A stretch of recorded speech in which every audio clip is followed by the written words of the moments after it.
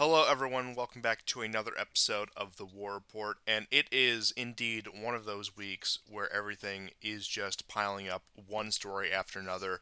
One week where it feels like we could have done two or three different episodes like we were at the beginning of the war. Of course, I am Constantine Martelli, joined by GSP.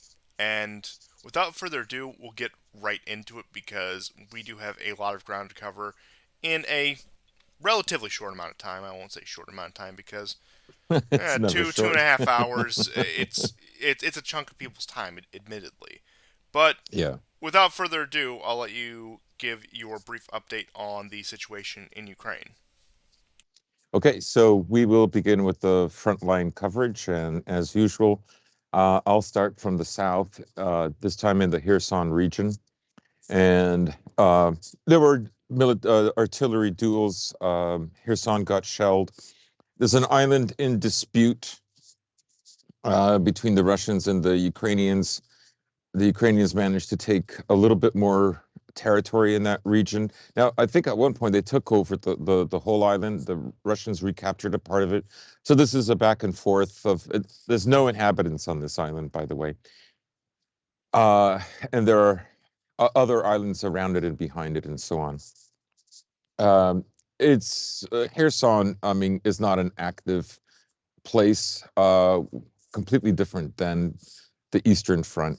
So continuing eastward on the southern front, very little going on in Zaporozhye.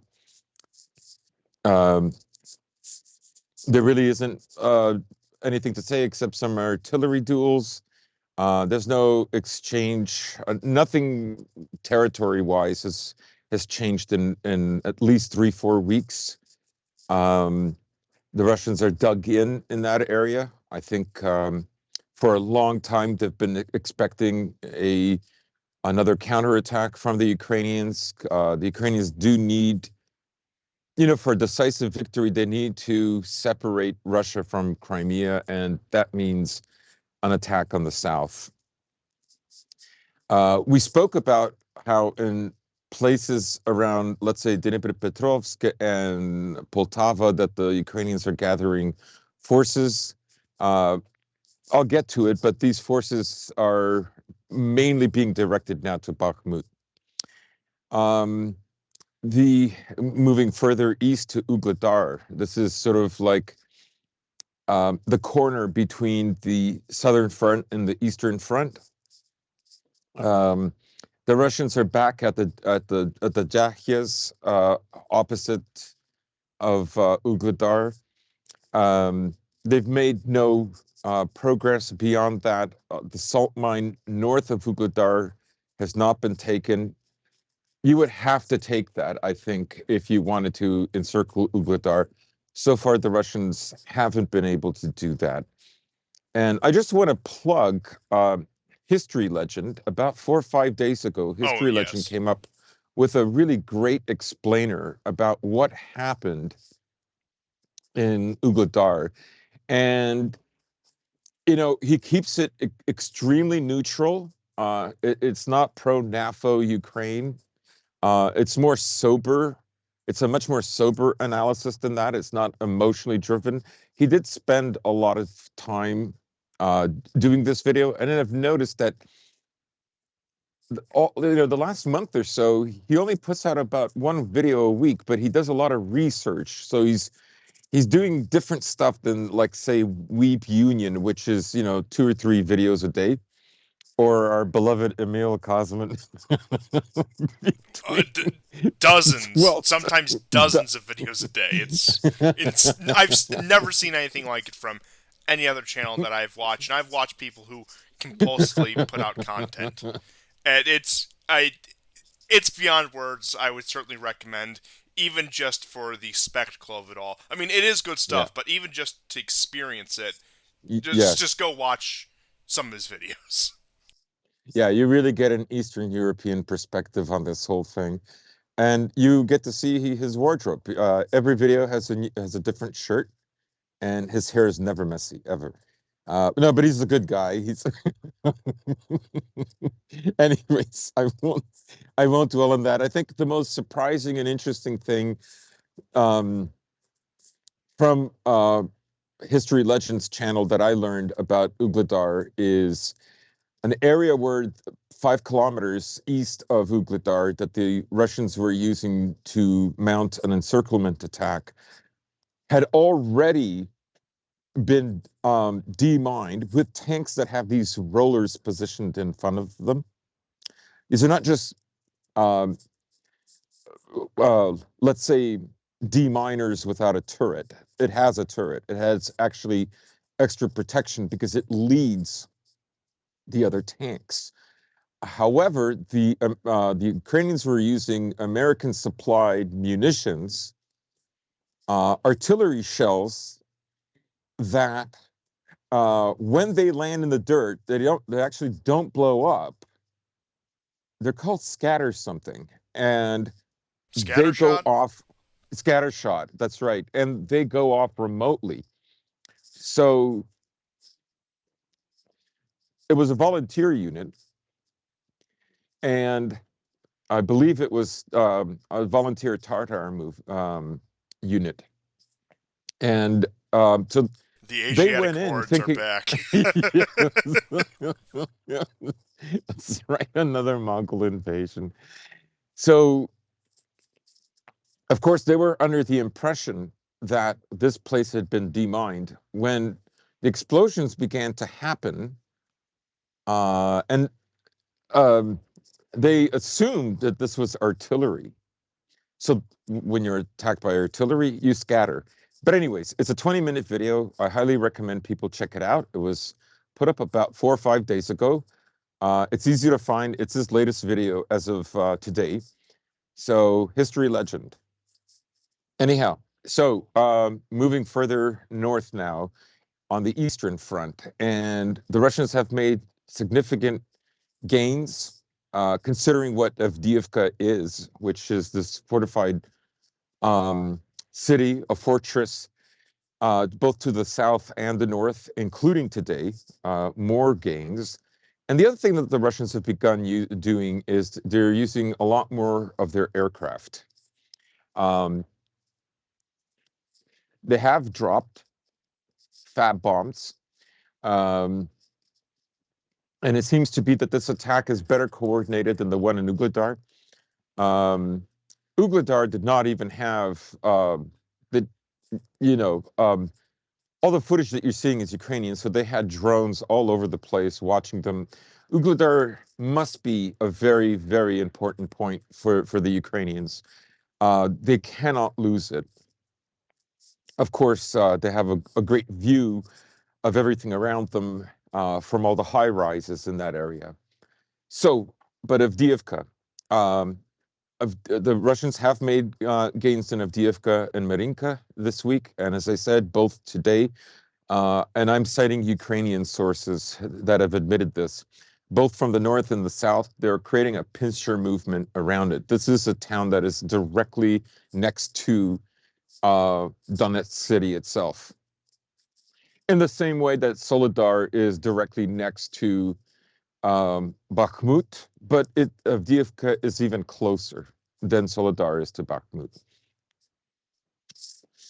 Moving further north, we get to Bakhmut proper, and a very interesting thing is happening. Besides the Russians expanding their space of control in the north and south, they have now moved to the center of the city. They are roughly 1,000 meters from the city governmental building, which is located in the center of the city, the administrative offices. As I said, they've moved further in from the north and the south, and from the east. Prigozhin made a video from on top of one of the buildings overlooking towards the center. And he made another video earlier this week where he criticized the commander of the attack in Ugladar, which had been going on from late January into early February, he was promoted, and he said, the guys that you didn't promote or you tossed aside are working for me, and they're more effective. Prigozhin is nothing if not a troll. He Oh, also stated this oh, week that he yes. intends to be the president of Ukraine. If anyone who has lived in the past century deserves the title of hetman, it is Prigozhin. And I say that it's a bit tongue in cheek, but I do say that with the most sincerity. That looking at how this war has played out, he certainly deserves it just from an objective standpoint, just on skill alone. Yeah, I think what he's doing is he will frequently say all kinds of trolly BS things, and people don't take him seriously. Then he'll make another statement, and it'll turn out to be correct. And then they have to pay attention. And uh, this kind of keeps everybody on the opposing side off balance, and probably on the Russian side as well. But the interesting thing that I'm seeing happening in Bakhmut, of course, now we have a lot of video that has come through since last week's show, revealing the exact kind of road, that one road leading in and out of Bakhmut, and it is littered with destroyed civilian vehicles, basically. You will see the odd BTR BMP tank that has been destroyed, but by and large, the Ukrainians are careful to either go by foot all the way to Chasov Yar, or moving in small groups, uh, but not in large formations, because then they would be very easy targets. Um, but the really interesting thing that I've noticed is that pincer movement from the north and the south. They've both like bloomed. They've become enormous. And maybe one of the reasons for this is they're expecting this much vaunted Ukrainian counterattack to free Bakhmut, or to free a safe passage of fighters in Bakhmut. I've seen all kinds of figures that there are 30,000, 34,000, 70,000, 60,000 Ukrainian soldiers in Bakhmut. Um, I don't know if there's a way to know that. If you're counting by brigades, you have to ask yourself. Many of these brigades have been reduced by 30 to 50%. Some 45 are down to 45% of their fighting strength. So I don't know, but maybe they're replenished. It's hard to tell, but I would say there's probably still a very significant force. There has been what appears to be some kind of a withdrawal, and forces are gathering in Dnepr right now. The other big news on the war front, and I'll get to the north in Kremenaya and Kupiansk direction, but first I want to mention that there was a very strong missile attack that started Thursday night and went well into Friday, with some missiles still going on Friday afternoon. The Ukrainians claim about 81 missiles, 6 of which were Kinzhals. And the Russians have never fired more than one Kinzhal or 2 Kinzhals in any volley. I think they've only fired somewhere between 5 to 8 Kinzhals since the start of the war, prior to Thursday night, Friday morning. So 6 at one go is a big deal.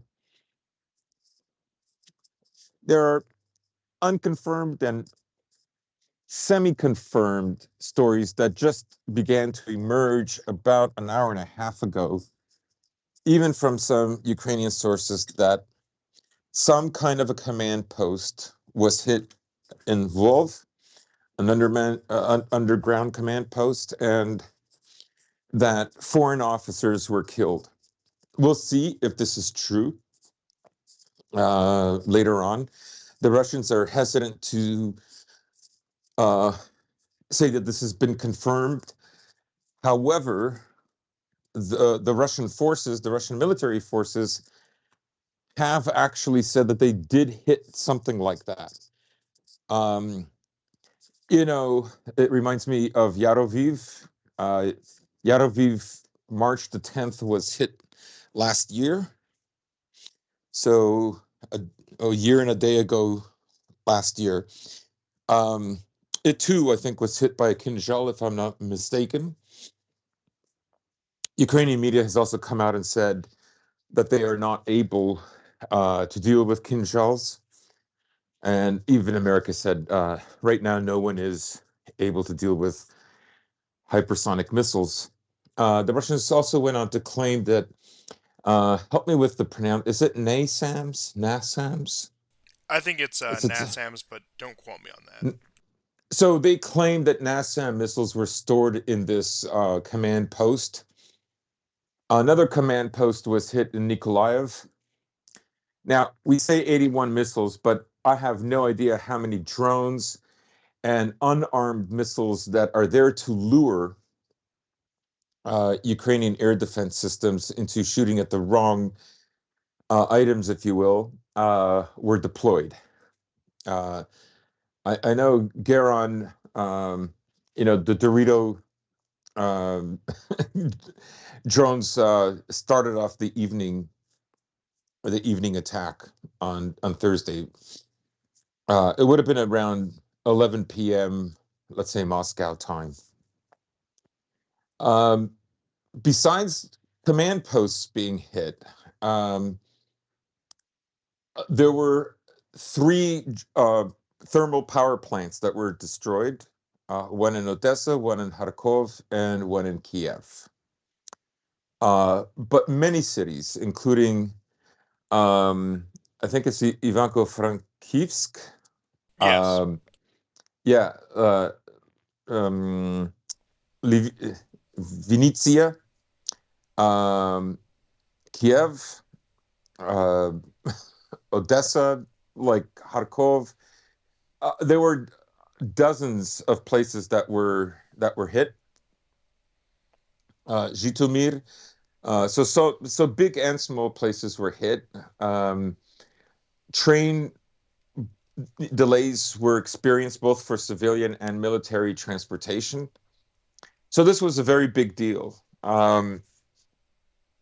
Now moving to the northern front, in the Kupiansk Kremenaya direction, the Russians continue to make small gains there. They're not huge gains, but they're small gains. But they've managed to solidify the gains that they made towards Kupiansk, and Kupiansk is there. Uh, there are conflicting reports. The reports I'm seeing is like 7 to 8 kilometers from the outskirts this week compared to what I heard last week, which ranged anywhere from like 3 to 15 kilometers. In any case, they're very close, and they've evacuated people from there. Just if they've done in Avdiivka, so they've taken all the children out of there, and I'm honestly afraid what the Yukis will do with them, because we know that Ukraine has a serious problem with child sex trafficking. In the early months of the war, there were various children that went missing, particularly in Spain. So pray for them, uh, that they're not harmed, that God protects them. So I will say that's about it for the front. Again, in Bakhmut, the two major roads in the north and the south are cut off. There's a kind of a road in the middle that's basically a one lane. It's very muddy, does not have asphalt once you leave the city limits, and that's the only road left. So getting things in and out is laborious, and it's an obvious um, site for Russian drones and Russian artillery working in unison. Um, and the latest is, I mean, even the Institute for the Study of War claimed that there was significant advance to Orekhovo Vasilyevka that was taken like like literally 2 hours ago. That's from what I'm reading here. So it's a like these areas are really huge, and that's why I think like they're expecting a counterattack, and they want to have as much cushion as possible as the guys within the city continue to work from the north, from the east, and from the south. Now, there was a small Russian incursion that crossed over the Bakhmut River. I don't know if they're still there, but pressure is being very steadily applied, and that's it basically for the frontline reports. Now, one thing I will add to this is once again, there are talks, as there are always talks, about the possibility of NATO peacekeepers being deployed to Ukraine. Hmm. And there are a few ways we can look at this. This is very reminiscent of, as you had pointed out in our behind the scenes conversations, the posturing American troops did in Romania during the major offensives on the southern front back in, I believe that was September, October. And that was the push towards Nikolaev and Odessa, when many believed that there would be some sort of instant or false flag, possibly involving a dirty bomb.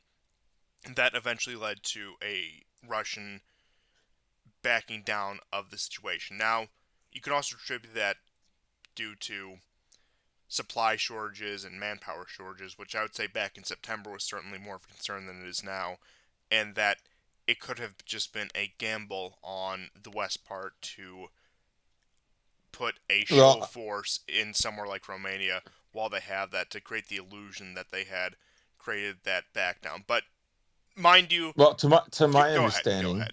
so sorry to interrupt, but to my understanding, the Russians had about 25 to 30,000 on the west bank of Kherson. And to take Nikolaev, in my opinion, they would have needed more. To take Odessa would have needed at least 100,000. Oh, absolutely. That So I don't think that there was ever any. I don't think they were even going to go for Nikolaev, to be honest, because the manpower was strictly speaking not there. I do concur looking at the manpower numbers and the way they were positioned and just the faction of that situation for the time being. But what I do maintain is the American show of force by putting the airborne in Romania was to create some sort of illusion that they had deterred Russia from going further on the southern front. And with all that being said, there's been talks of this since the beginning of the war. We talked about this last week with the situation around Lvov and Poland and the consulate there being given temporary control and the possibility of that. We talked about this back towards the beginning of the war. I believe this was April 2002, May 2022, where there was the possibility of Polish peacekeepers being deployed into Lvov. But once again, the rumors around this are spinning again, and we could take a few looks at this. So, I would say the most unlikely scenario is that this is going to escalate into a full scale conflict, considering the fact that you look at the arms production out of Western countries, it is pitiful. That is a large part of the reason that supplies to Ukraine have been inadequate. And then you go back to some of the comments by somebody like Ben Wallace saying the UK only has enough ammunition if it were to be forced into war for 5 days. You have Borrell on this concerted campaign to try to increase military production across the European Union.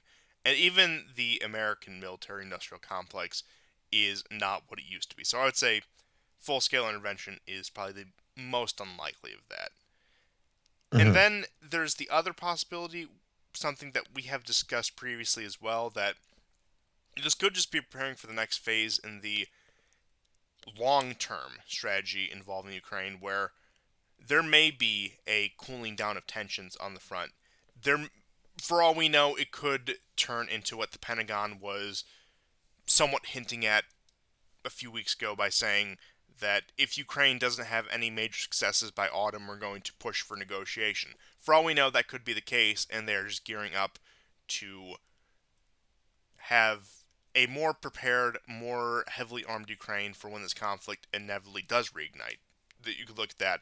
Or number three, which I say is the greatest possibility. This is the same posturing that's been going on since before the beginning of the war.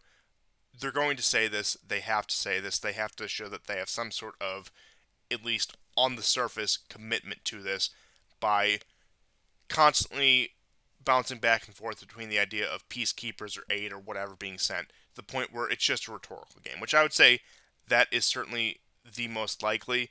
But as the situation deteriorates for Ukraine, slowly but surely,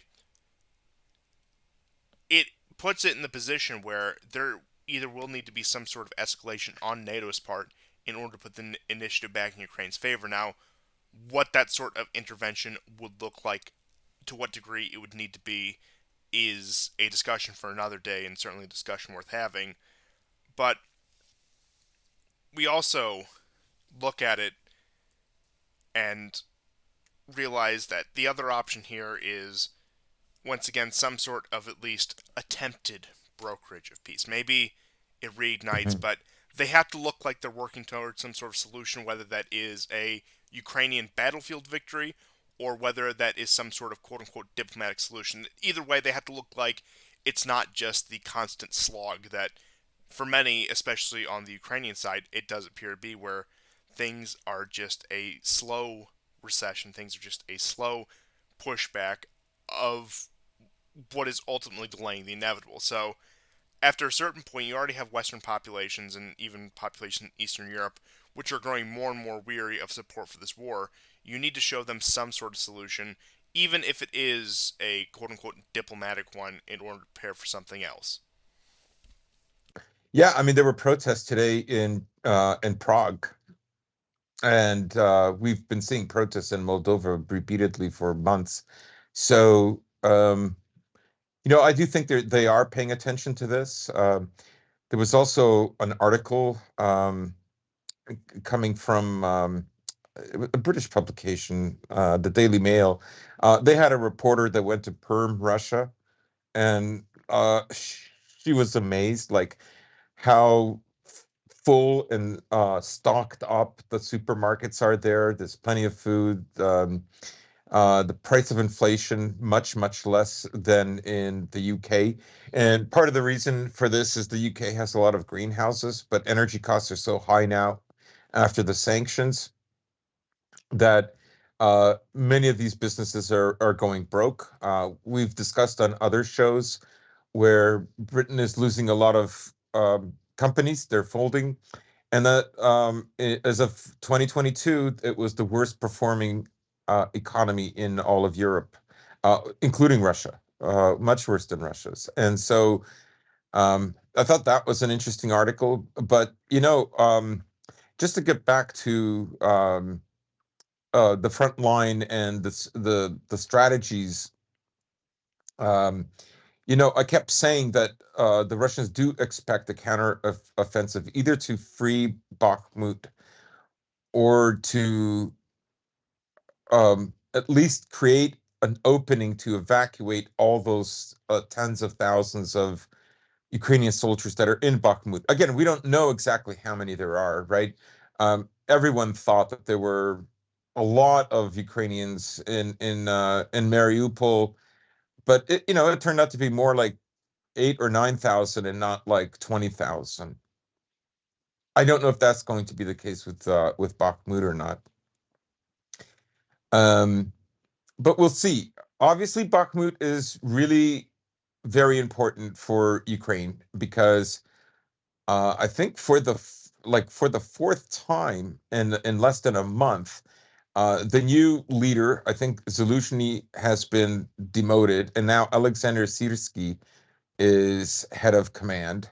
Um, he's gone to 4 visits to Bakhmut. Remember that Zelensky made all kinds of claims that Bakhmut will never fall. I know he made counterclaims where like in the last week or two, where he said, "We'll hold on to it as long as we have to." Uh, you know, But he that's how offered these his things always heart. shift, isn't it? Yeah, yeah. So I, you know, for some reason, Bakhmut has become more important, and I think that reason is they know that if they lose Bakhmut, Russia will gain all the high grounds west of Bakhmut that overlook that whole string of towns, beginning with Slavyansk, going to Kramatorsk, and ending with Konstantinovka. And then after that, it's all flat and it goes all the way to the Dnieper. They take that, then they can come down on Zaporozhye city itself, and it would make a pincer movement from both the north and the south. And I think they're terrified of that happening. They are terrified of a collapse. On the other hand, the Russians, I think they know they cannot ever have another withdrawal like they did in Kherson. Like they cannot formally give up a city. So it's very important for both sides, particularly for the morale of the soldiers. And especially Um, after what happened in Bryansk. And Bryansk is yes. the most recent of many of these incursions, whether that be by drones, missiles, actual armed men themselves. It becomes much more serious because, once again, these territories, these four oblasts, have been officially integrated into the Russian Federation according to the Russian law, according to the Russian government, according to most Russian people that you'd ask, Hmm. that these Hmm. areas are now formally part of the Russian state. So, although it's in the middle of the war zone, although these territories have only been recently integrated into the Russian state, where something like Bryansk has been there since the formation of the Russian Federation in 1991, 1992, that does hit closer to home, but they can't claim these territories, these oblasts, as fully integrated parts of Russia and do what they did in Kherson again, where they're just going to cede ground on it, cede what is, according to them, legally their territory. It simply doesn't calculate with the morale or the strategy of this at all. So that is Hmm. just simply out of the question at this point. And as for the question of Bakhmut taking the high ground, if I have my lay of the geography right, and you or somebody else can correct me if I'm wrong, at that point, there's really no other defensible position for that string of cities that you had Yeah. mentioned. And it's been one of those things that goes back and forth whenever the Russians gain there. It's a Pyrrhic victory, it's a symbolic victory that takes so much because they've sunk so much cost into it. But whenever the Ukrainians would hold it, and this is Bakhmut has been a protracted battle. Now, this most recent bout, it hasn't been a continuous one, but this most recent bout is since the beginning of the year, at tail end of last year. But this has been one of those Hmm. cities that has been pivotal in this war. Whenever the Ukrainians have the initiative there, whenever they have the upper hand there, it is the plug that is keeping the flood of Russians from coming in and sweeping across that string of Donbass cities. But when the Russians have it, it's this Pyrrhic victory that Prigozhin or whoever want to take just for their own Yeah, vanity or yeah, just yeah, for yeah, their yeah. own No. career. Blah blah blah. It's one of those things that they simply need to constantly shift the narrative on. And at this Yes. point, even if let's just assume it isn't that strategically significant, the conduct of both sides, the way it's become, it has become significant to the point where they've both sunk so much into it. They've both concentrated their forces so much there that even if there was no significance before, which frankly I would disagree, it has gained significance because it just so happened to have been the area where the two forces really went head to head. And once Bakhmut falls, because I think it's an inevitability, and however long that takes, and possibly we could see a Ukrainian relief effort, not even to try to retake the city, but to Yeah, yeah. spare the manpower and the supplies there, try to open up an evacuation route. Once Yeah, I Bakhmut, mean, over yes, 50% of the city is now under Russian control anyways. Like imagine having to fight all the way back to take back largely a city that's completely in ruins, right? That they'll I mean, they don't even have the money to finance it. Like how they don't even have the money to fix it. I mean, there's many things that Ukraine hasn't even been able to build in the last 32 years since they were independent. So even and in peacetime. So I will say we will get a much clearer picture on the intentions of NATO once Bakhmut is under Russian control. yes. Because Yeah. for the time being, they're still betting on that slim chance that the Ukrainians hold that the Ukrainians make this as painful a process as possible, and maybe hope another Kherson situation happens where there is a cession of territory or some outlandish event like that. They are staking all of their bets on that because at this point, insofar as the battlefield in Ukraine is concerned, they don't really have any other options. So once it finally does fall in the ensuing days and weeks, once we see NATO's response, I think we'll get a much clearer picture on what the direction of this war is going to be over the course of the rest of the year. Yeah. Yeah, I think that's a good way of putting it. Um, like I say, it will be in many ways much easier to take Slavyansk than it was to take Bakhmut because they are on lower ground. They are in a valley, um, so the Russians will have commanding a commanding view over these areas. And right now is like I say, that especially that northern pincer, that thing is just blooming. It's like 3 times the size of Bakhmut city itself. It's really grown since they took Solidar. And um, what it's doing is that whole area around what they call Sherwood Forest and the outskirts of Lysychansk, that area now is a cauldron has started to form around that as well. So, like, once Bakhmut falls, there's going to be I believe that there will be a bit of a pause, primarily because, as I've said in the videos of people leaving Bakhmut, and well, people, these are soldiers leaving in civilian cars. The civilians that are still there, they want the Russians to come in and take it. There were French and Especially anyone left over at this point is going to be ostensibly pro Russia because if not, they would have turned tail and fled far yeah, before any of this happened. right. And a lot of them like there's already been a French and a German channel that featured people like well reporters, but also Ukrainian military saying they don't like us here. They don't really help us. They're just waiting for the Russians to take over. So you have those diehards. Apparently, there's like 5 to 6 thousand still left in Bakhmut, civilians that don't want to leave, that want to see the Ukrainians pushed out. I mean, there's probably a significant portion of them that can't. They have nowhere to go, and they're terrified of leaving home. Probably very old people, unfortunately, as well. So, um, yeah, I would say that. There will be a pause, I believe, after the Russians take Bakhmut, and I have to say Prigozhin was wrong. He said 48 hours. It has not been 48 hours. The decision was made to resupply Bakhmut by Zelensky and Syrskyi, and I think the reason for it, ironically, is because the Russians successfully cut off the two main roads, the one in the south that goes to Ivanovskoye or Krasnoye, that eventually leads to Chasov Yar, and then the one from the north that goes all the way to Slavyansk.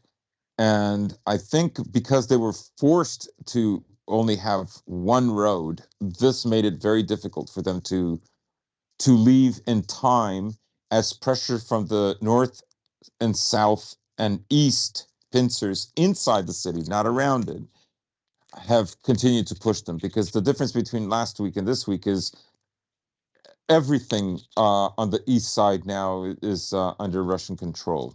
And they've lost much more in the south than in the north. So I'm with you. I think what the Ukrainians want is a way to evacuate these guys because it's difficult for them to even get medicine for the wounded. There's also in the north of Bakhmut, right on the Bakhmut River on the west side, there is a an industrial plant called the Azov, and the Russians have started attacking it. This place could have also like a vast underground, the way the Azovstal had in Mariupol. I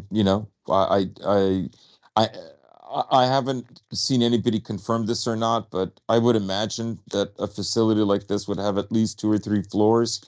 It was built in the Soviet era, so I don't know if it'll be as extensive as Azovstal, but I would presume that it can withstand bombing for a longer period of time. But anyhow, that's just to give you an idea of how much further the Russians from last week have pressed into the center of Bakhmut from the north. And with all the Ukraine news covered, of course, we will have more next episode. And I don't think I really need to say this, but I will say this just for the sake of putting on the record. Keep an eye on Bakhmut because not only the outcome of that battle, but the ramifications that follow will be probably one of the most telling things we've seen since the beginning of this war. And that is really going to determine the direction in a real long term sense going forward. But moving on from that, we do have the news out of Georgia. So this is from Rybar, which is one of the Telegram channels, and this is translated. So if there's any errors or any strange speech patterns, that is due to the Russian to English translation. So just bear with me here. So right now, mass protests are taking place in Georgia after the country's parliament passed a bill on the foreign agents in first reading. The law implies that nonprofit organizations and the media receive the appropriate status if more than 20% of their funding comes from abroad. After that, thousands of people took to the streets in Tbilisi, the capital, protesting against the planned innovations. Earlier, the president of Georgia, Salmon Zorabishvili, and the Georgian names are one of the more difficult ones to pronounce, so forgive me if there's Oh yeah. anyone who has a grasp on the Georgian language if I botch it too much, said that the adoption of laws would jeopardize the country's chances to join the European Union. To disperse the rally, special forces used tear gas and water cannons, but protesters were not able to disperse and tried to break into the Parliament building, which, as I have been reliably informed, is the greatest crime against democracy that you can commit is if you storm into a legislative building. So the protesters in Georgia are insurrectionists, and I will hear nothing more of it. But getting on to some more serious analysis from that, Georgia has always been an interesting case. So you have one of the earliest color revolutions on record, 2003, and you also have two non-recognized secessionist movements in Abkhazia and South Ossetia, which are in the north of the country. It had a brief war with Russia in 2008 that secured the de facto independence of those two breakaway republics, and the country has been in a bit of a state of limbo ever since. Now, certainly it is pro Western, it aligns with Western interests, I would say 9 times out of 10. But it's not Ukraine, it's not the Maidan, it's not rabidly as anti Russia as it is. After Saakashvili, who was the first color revolutionary president, was driven out of office for reasons you can probably guess, so I'll allow that, and went to Ukraine and went to stir the pot there. I wouldn't say relations with Russia improved by any means, but hostilities certainly decreased to the point where the countries were not on the tense, constant war footing that Russia and Ukraine were from 2014 to the outbreak of proper war in 2022. But keep in mind, in this time, Georgia has constantly served as an impediment to Russian interests, particularly in the Caucasus. At the beginning of the 2020 Armenia Azerbaijan war over Nagorno Karabakh, Georgia had blocked airspace for use of Russian planes to aid Armenia in the middle of this war. And they have constantly stifled supplies to Armenia. They have been aside from the Mhm. Azeris actually attacking them and the Turks who are The Turks and Israelis, excuse me, who are both supporting those attacks, probably one of the most hostile countries to Armenia at this point. But this is also a country that is constantly agitating to join the European Union and NATO, to nobody's surprise. But I would say where it really differs from Ukraine, whereas Ukraine, the large base of their identity is the at least it used to be the we was Rus and trying to really supplant that Russian identity, trying to really define themselves against it. The Georgians are a very old people. They have a very long continuous history. Maybe not the most exciting or world defining history, but they have staying power as a people. They're an individual people with a unique language, and they've been there for, what, 2,000, 2,500 years? Maybe I'm getting a little bit too far back there, but they've been there quite a long time, point being. So, their opposition to Russia, in my estimation at least, has not been as rabid as, say, some of these other countries, like Ukraine, like Poland, like the Baltic states, etc. To the point where I wouldn't say a mending of relations is possible or likely in the future, but I could see Georgia coming to some terms with Russia long before I could see, for example, the Baltic states coming to some terms with Russia. I'm not saying that either is going to happen, but if I had to pick between either of the two, I had to place my money on either of the two, it would be Georgia.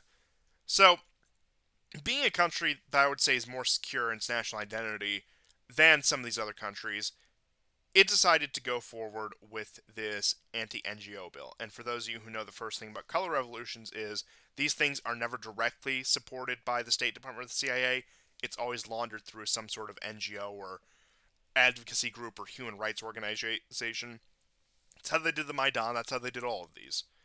That's how they did 2020 in the U.S., as a matter of fact.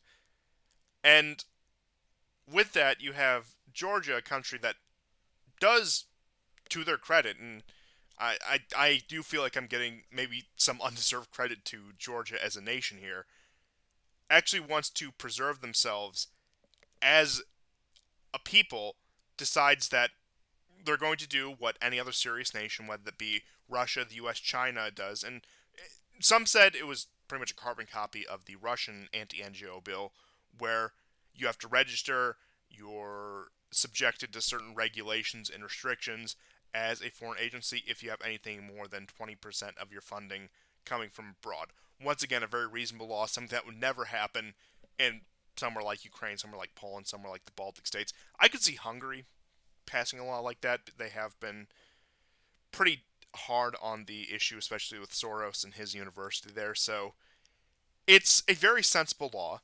And then, almost to prove the point, you had these NGOs mobilized in the streets almost instantaneously after these protests have broken out. Now, they did manage to secure a backing down from the government. The parliament did end up withdrawing the bill after the first draft had passed. The president of Georgia, the Zora Shively, said that she didn't support it. And actually, if you want an idea of the kind of person she is, she had to cancel her visit to the United States to attend some sort of women in leadership forum to address the ongoing crisis in the country right now. So, And notice where she addressed the public with. I say this because it reminds me of the joke that I always did. Integration in the EU for like the little countries in Europe is really like about becoming an immigrant in your own country. And I think in many ways this typified what I was saying, that she would address, like, I know in her little mind she thinks like the Statue of Liberty um it's somehow represents I don't know, freedom and opportunity and, opportunism, but most of all democracy. And oh, of it's course. interesting to me that, but in many ways it just highlights what I say, that you eventually just become an immigrant in your own country. And you know um this whole thing in Georgia basically shows just the extent of control and how, and it's a lot of it is the open society. I hate to say it, but yes, that's George Soros. But and Soros has been there for a very, very long time, just as he was in Ukraine. Uh, you can go to his foundation. He's had like a role in those two countries since the early '90s.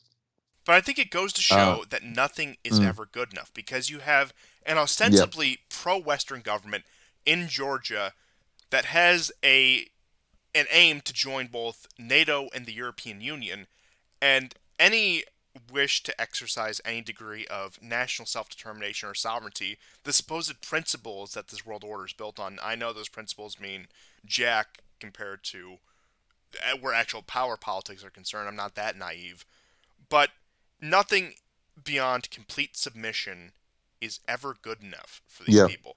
Unless you have a Poroshenko or Zelensky or a Saakashvili in office who is willing to sell you every asset in their country, turn over every institution to your control and the control of people like Newland and all of their underlings, then it's not good enough. Even if you are pursuing all of the right agendas, even if you are aligning yourself with the quote unquote good guys, if you want any degree of at least recognition that, hey, maybe foreign media operates in our country and they should have to be upfront about that and disclose that, completely unacceptable. That has to be wiped away because these are their most valuable tools. This has been what has sustained the American empire in the post Cold War world. Sure, the American military presence, I'm not going to downplay that. And despite the severe degradation of the U.S. military in recent years, it still is a major force to be reckoned with if the guns do need to be broken out. But the American empire has maintained itself through finance and NGOs. yeah. My brother explained this really well. He said, and I'll add my take on it. But his take, and he's posted on Emil's channel as well. So, um, he said, um, what's favorable for the elites in these countries is it gives them a kind of immunity from the public. That is, they're handsomely paid off, better than they ever could have been prior to the American takeover. And there is nothing that the public can do to oust them. And even if they oust one, it'll just be replaced by another one that's completely compliant, right? Because like once you're in the EU or in NATO, you're never getting out. I mean, they will destroy you. Oh, and you hardly have a choice to get in. I don't have the infographic on hand, but it is about the referenda either to adopt the euro, join the European Union, sign on to some sort of compact. They went through Ireland, Portugal, I think Poland. They had several countries that were on the periphery of the European Union, admittedly, and Ireland, they had three referenda before the country's parliament eventually forced their ascension into the European Union. The adoption of the euro in Portugal, maybe Portugal, but one of the EU countries, was once again one of those scenarios where a referendum was disregarded and it was ramrodded through by the sitting government. The point where you do not have a choice to join these organizations once they have their bodies in power, and if you try to leave, Brexit is what happens when you get off lightly. If a country like Hungary tried to leave the European Union, mm, if a country like, and of course they never would, Poland tried to leave the European Union, say Bulgaria, Croatia, etc., these countries on the periphery that have a lot less power behind them than at least theoretically the UK does, these countries, maybe not by military force, but would be wiped off the map. They would be pushed into complete irrelevance. If what they can do to the UK as a result of Brexit as a punishment is to drive their economic growth down to the lowest in Europe, lower than even Russia, which is under heavy sanctions, lower than many of the Eastern European countries, which are still trying to, or maybe trying to is a bit of a too generous take given the state of some of their governments, but are still grappling with the effects of the past 30 years of undergoing a complete rebranding, complete system change. Imagine what that kind of pressure that was put on the UK in the lead up and follow up to Brexit would mhm. do to, say, a country like Hungary, Croatia, Bulgaria, Greece, etc. Any of these countries on the periphery that would try to leave. Yeah, it really gives you a picture of just how extensive the power structure is to keep, the tide of Western civilization going in a certain direction, right? Um, I mean, Brexit is almost completely nullified now, so we'll see where it goes. But yeah, these other countries would have no chance. There's no chance. I mean, I think they're just waiting for guys like Orban to leave. Now, unlike Georgia, he's extremely popular, and there isn't that division that exists in Georgia. So, for instance, And he's also even embarked, most importantly, compared to any of the other quote unquote populist leaders in Europe, institutional fortification. Now, I'm not saying all of the institutions in Hungary are loyal to the Fidesz government or Orban's line of thought, but he has done everything within his power thus far and is yeah, still pushing towards it to make sure that there are people aligned with him and his beliefs in control of the institutions. Because, for example, let's look at Poland, a country that was lauded as this great success of populist nationalism. Well, of course, they were going to be able to pull on their anti Russian sentiments in order to get them fully behind this war. But in terms of accepting some of the diktats of the European courts or some of the LGBTQ CIA things or the mass protests against their anti abortion bill, that is because a country like Poland, while they may have a quote unquote based party like the PIS in power, at the end of the day, their institutions are still run by the same people who are running the institutions in Washington, D.C., in London, in Brussels, in Paris, in Berlin, etc., etc., etc. yeah, yeah. So, so the difference is he has a lot of popular support. From what I've read this week, there are several divisions in Georgia. None of them are actually pro-Russia. There are those who have economic ties with Russia, and to be honest, Georgia is much more dependent on Russia in terms of trade and energy resources than Ukraine was. So that's one problem for the Americans. But there really isn't like favorable sentiment towards the Russians, Well, if you want a in any way. snapshot, I had forgotten to mention this. Georgia is also a dumping ground for Russian dissident diaspora, especially with the outbreak of Yeah, the war. I don't know the yeah, exact numbers there, but there is a sizable portion of Russian dissidents that are just in Georgia who are there because they either wanted to escape any potential conscription, were yeah. anti-Putler, etc., etc. But Although there's reports of vast numbers of them leaving Georgia right now, and that could be because Ukrainians have actually and Georgians from the battlefield have actually begun to return to Georgia, that right? is, But you yes, gotta love it. I think they sense that they could be in danger, right? So I don't know how big the numbers are, and we don't really know what's going to happen yet, right? Like, but to get back to what I was saying, no one in Georgia is favorable towards Russia. There are either anti-Russians or pragmatists, and even the president, who seems extremely anti-Russia, well, she has shares in Russian gas companies, right? And even the protesters didn't fully trust her because of this. Some have said it's just a ploy. They will try to reintroduce it in a month or two. They're just trying to wear us out.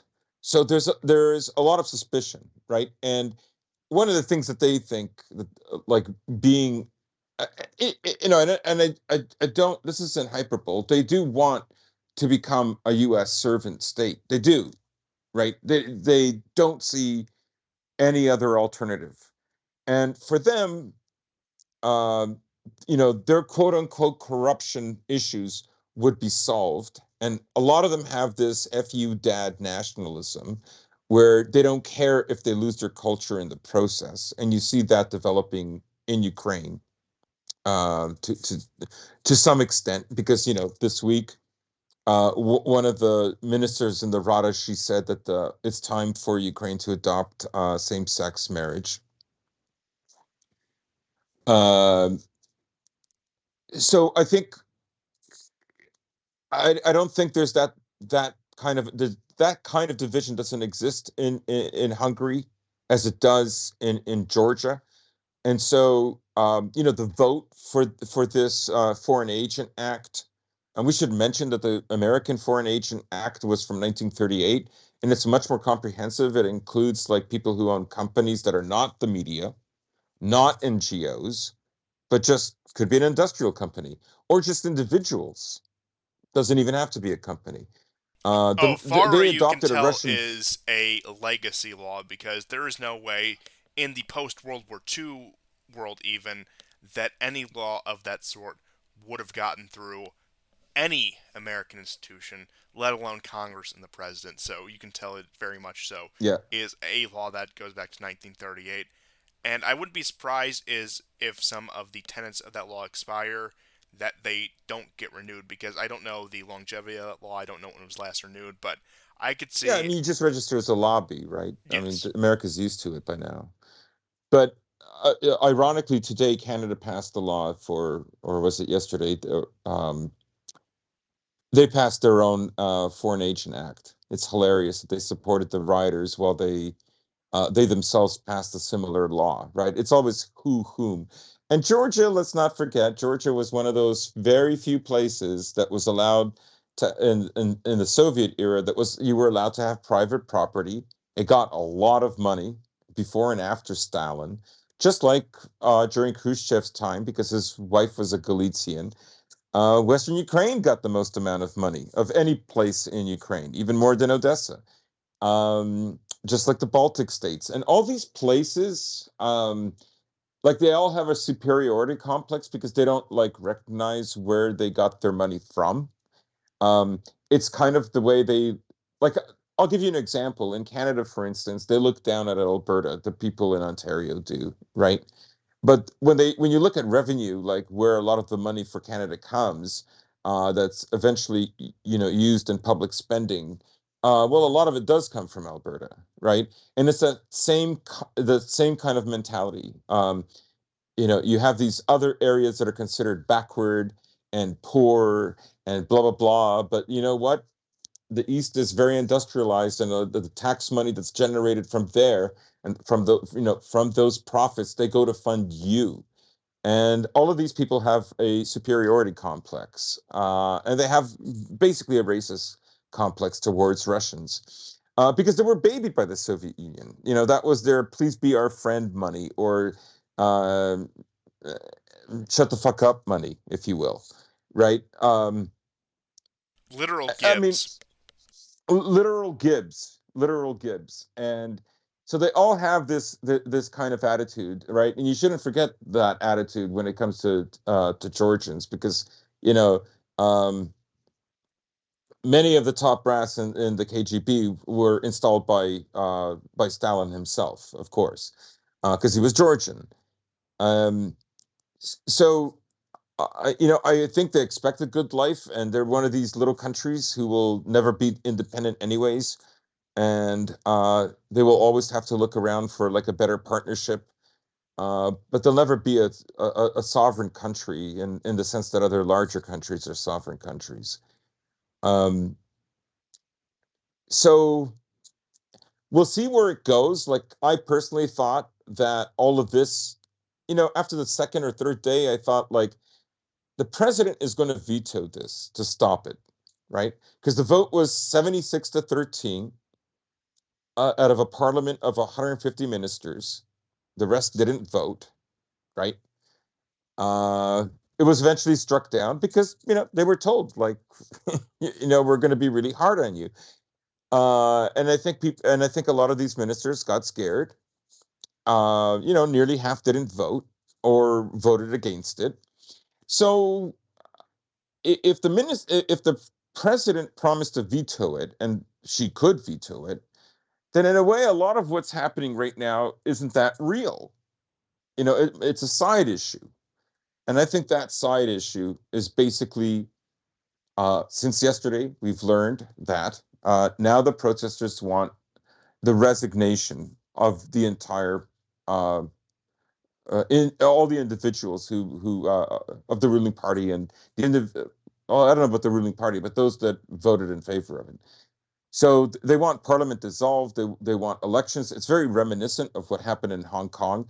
Every demand that was given to the protesters, then they escalated it. Oh no, now you have to quit. Now you have to quit, right? Uh, so it was never about the Foreign Agent Act, anyways, right? Um, because in many ways, America isn't happy. Like, okay, so Georgia, doesn't have to, have doesn't have a Foreign Agent Act.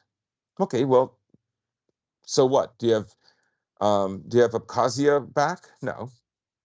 Um, do you have Ossetia back? No. Right? And they want that. And they want that so um, Georgia can be part of the EU and NATO. But more importantly, what they want is Georgia to go at war with Russia.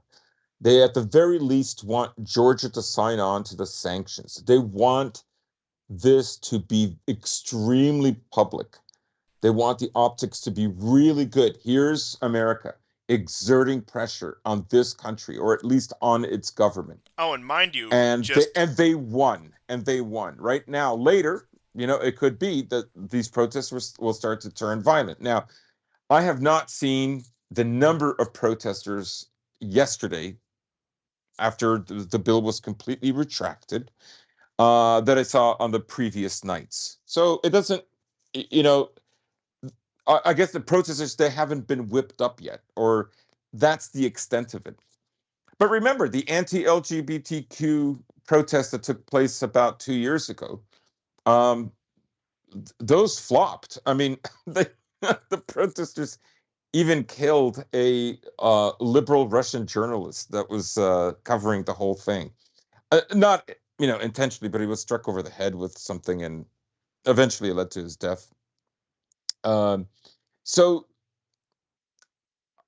I mean, this is a very, very conservative country, and um, many. Now, I will say the protesters did start chanting the name, I believe, of Abkhazia. I think it's Suhi or something, or Sumhi, and um, I mean, that's kind of like a call to war. So this is an area that we're going to have to really follow.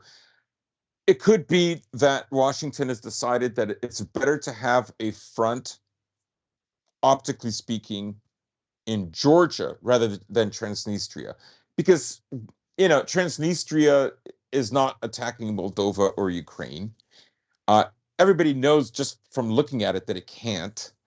And this story that they've been floating around for 2 weeks, that Russia is going to use Serbian football hooligans to cause a regime change in Moldova is so patently stupid. I mean, I That wish. nobody's. Yes, I wish that would be cool.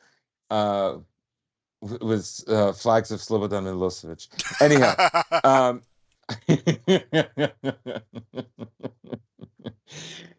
um, so there's in a way that would be like a waste. It could be considered a waste of time, right? Um, this logistically for the Russians might be harder to. Well, both of the places would be hard to supply, but Georgia as a country has had a longer period of time uh, in their slow walk towards the EU that stretches all the way back to 2003 and 2004. Everybody knows about the war in 2008. So there could be a shift. And, when you look at how many foreign fighters have gone to Ukraine, Georgians per capita make up a huge number. Now, the Georgian army is very small. It's not as bad as the Moldovan. It's almost as bad as the Moldovan. They have a very low GDP, so they would entirely depend on American and European supplies. I think if Georgia were to go off, that could break in terms of like supplying them with money and weapons. That might be too much for several European nations. So I would assume that America would do most of the funding. The question is, has America decided that it would not try to entice China into a conflict over Taiwan or not? Because if it did, I would presume that they don't have any serious intent to do that in the near future, and that they must work on Russia before they can even think of going into China. So that would be the strategy that I think they would employ. Now, on a few of those points, just to pick up on what you had said. So, in terms of these protesters, of course, Zelensky came out in full support of them. And you will recall that he was Yes. also agitating that Georgia reignite the conflict with Abkhazia and South Ossetia back during the Ukrainian counteroffensives in the September of 2022. So this Hmm. has been something that they've been trying to fester for the longest time, something that they've been trying to get to boil over for the longest time. And in terms of opening a second front, which is a topic that we have discussed at length in the show, whether that be in the Caucasus, Kazakhstan, Transnistria, even the issue between Serbia and Kosovo could serve as a second front to a degree. And for the longest time, I thought it was going to be Kazakhstan. That situation has seemed to have smoothed over. There was the brief escalation with the Transnistria issue, but in terms of actually being able to divert Russian resources, Georgia and the Abkhazia and South Ossetia issue would be the play they would want to make. Because Transnistria, between a combined effort of the Moldovans and the Ukrainians, would just be completely subsumed even with all of their arms stockpiles, which would probably be the only pragmatic reason to attack that in order to open up those arms stockpiles for Ukrainian use. But Georgia is a country that directly borders Russia. Transnistria has no border with Russia. You have Abkhazia and South Ossetia, both of which I believe have a very low Russian troop presence in them as it is. So, if you were to get a funnel of American arms, because I do concur that in terms of arms and funding, it's either Ukraine or Georgia for the Europeans. They cannot handle both at this time, at least, and doubtfully at any time in the future. It would have to take a major shift in European supply chains and political priority in order for something like that to come to fruition. But it would be the most successful bet at being able to draw away tens of thousands, potentially, perhaps not tens of thousands, but a significant amount of Russian troops and resources toward another front in the south. Now, as you recall, in 2008, the war was over within 10 days, and that was ended in a brokered peace. Now the situation is not 2008. The Georgians are less willing to acquiesce to these sort of things, and they've also had time to prepare. Now their army is not, as you were saying, it's what you'd expect for a country of its size. It's not going to be a great fearsome force.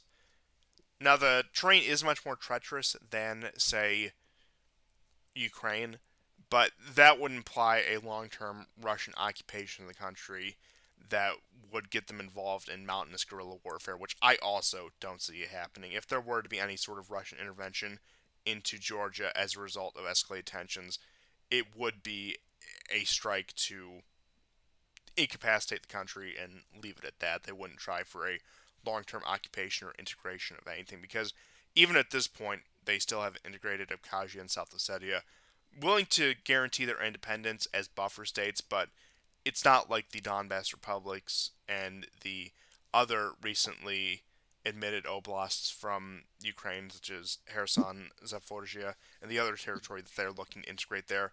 It's not a one for one situation. These are No. useful buffer states. These aren't necessarily co-ethnics as much as you might want to debate how much Russia actually does care about the co-ethnic issue. That's not really the point here.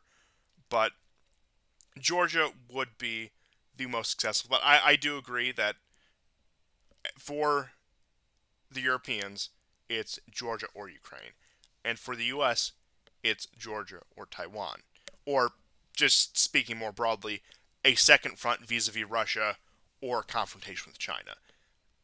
Both cannot happen at the same time. And even US support for Ukraine cannot happen simultaneously with US confrontation with China unless you're trying to find some balancing act where Europe continues to drive itself into this hole in the ground, supporting the Ukraine war effort, keeping it just barely flowing while the U.S. postures against China. That could be a possibility.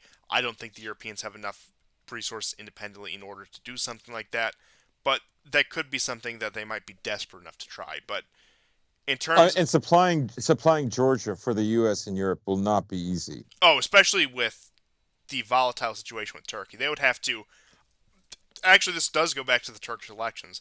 They would have to get a friendly Turkish government in power in order for something like this to even go off. Because Yeah. if Erdogan remains in power, it simply is not happening.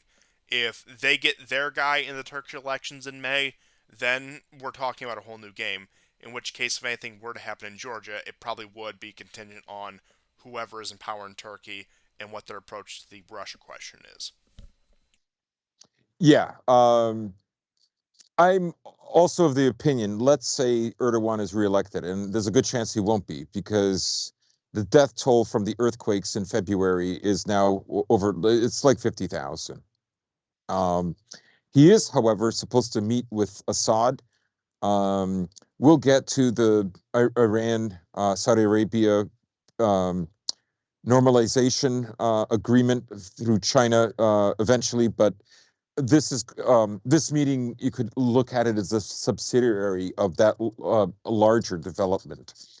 Um, but America might be content right now, optically, to show it's still winning by just knocking this law down.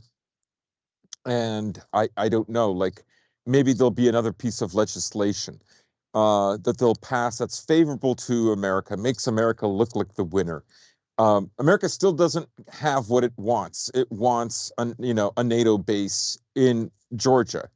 It wants the Black Sea real estate that Abkhazia and South Ossetia occupy to itself, and you know it doesn't have that. Um, to get that, in many ways, has never looked easier, but it won't be easy. Um, So for the moment, it might be just content for this optics victory, which their media will be able to make look like an incredibly big A deal. victory for Um, democracy, if you will. yes, yes. So uh, to stop Biden from getting so angry at his speeches. Um, so um, they could be content with that because, like I say, um, the longer they wait, the more that China on the world stage is going to assume a leadership role, not just a rivalry, but a leader. And you know, diplomatically, what occurred between Saudi Arabia and Iran is extremely huge and cannot be underestimated. And it was China that brokered that. Yes, and we'll get to Um, that next after we yeah, cover some of the Georgia news. And just one of the last things I do have on Georgia, as you mentioned with Abkhazia and the Black Sea coast. Abkhazia, the breakaway republic in Georgia, does occupy a significant amount of the country's Black Sea coast. And there is some news out of Abkhazia where the president of the breakaway republic has instructed the transfer of law enforcement agency into an enhanced mode of service due to the unrest in Georgia. And he has held a meeting with the heads of military and law enforcement agencies and instructed them to strengthen security measures. And after his meeting with the Representative Security Council, the State Security Service and Ministry of Defense uh, instructed the transfer of the State Security Service and to once again that enhanced security. And they've also taken efforts to increase security in the region connecting with the Georgian border due to the protests, and they are expressing concern that as a result of what some of the protests were saying, that this will lead to a reignition of the issue with Abkhazia. So they are ultimately preparing for a much more head-on engagement that we would have maybe seen in 2008. So that is a real possibility that they have them whipped up by this law, that they have the population there, and they're going to turn that attention towards the issue of the unrecognized territory that they want to see reintegrated. And that very well could be the case for the outbreak of another one. And that's assuming the Georgians might go off script. They might be a bit too boisterous and belligerent for the current interests of the American empire and force them to deal with a situation that maybe they didn't want to necessarily ignite. Now I think the government are big enough stooges to play along with the American empire's game to hold off even if the population demands it.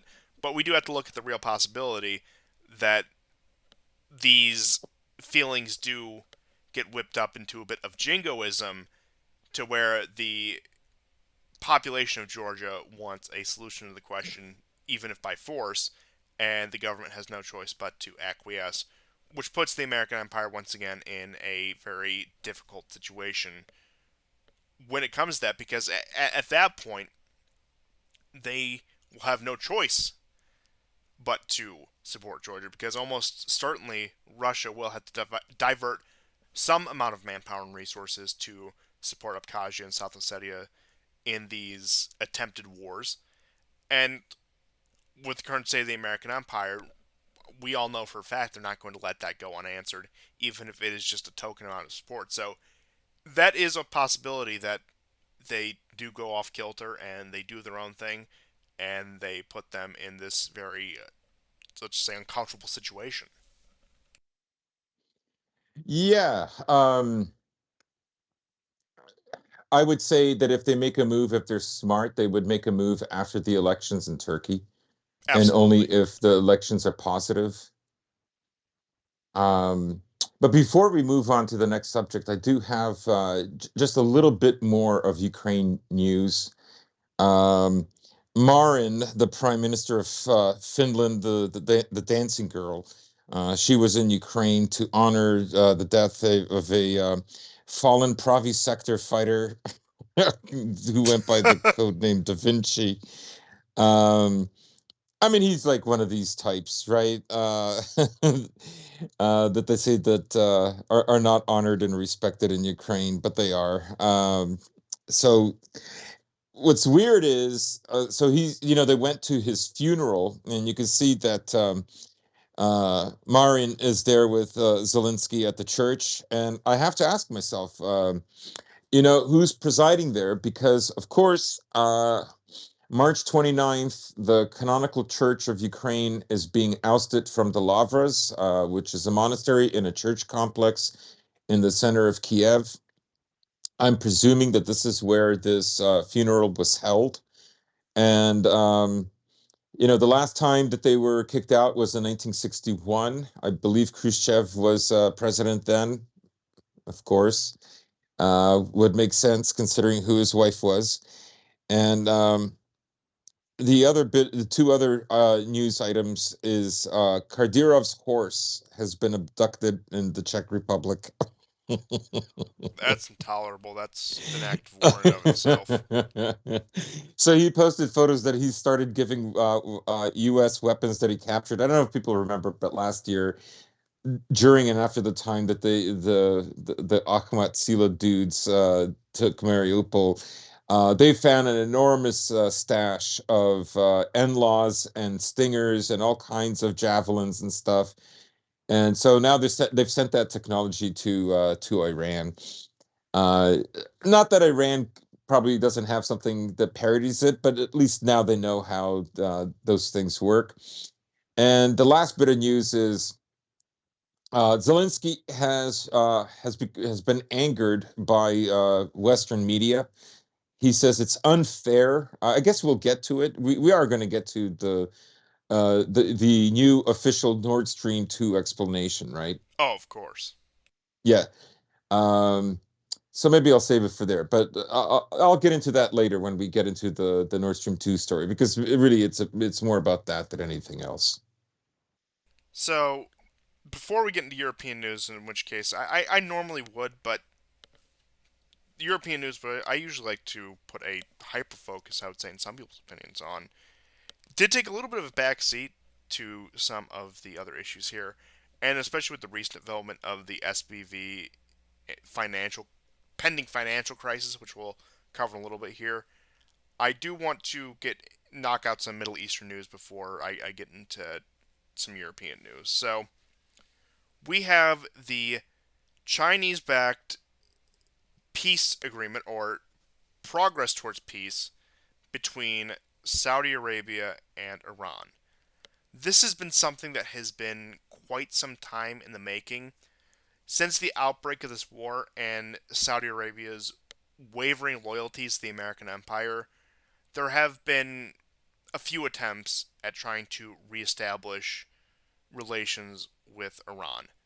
And it also coincides with Biden's very futile attempts to resuscitate the JCPOA, which is as good as dead at this point. And we'll talk about some of the rhetoric coming out of Hmm. Israel and the U.S. in regards to the Iranian nuclear program in just a couple minutes here.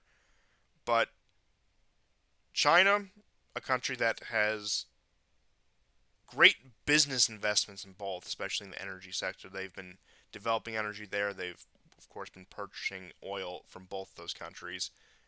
Has taken the next step and is now trying to broker an agreement between them. Now, previously, whenever this had happened, there had always been some sort of unrest in Iran or an attack in Yemen or something just to stifle any continuing talk between the two countries. Now, that's back when the two countries themselves were trying to come to terms, at least without any visible outside support. I'm sure there were facilitators in those negotiations as well.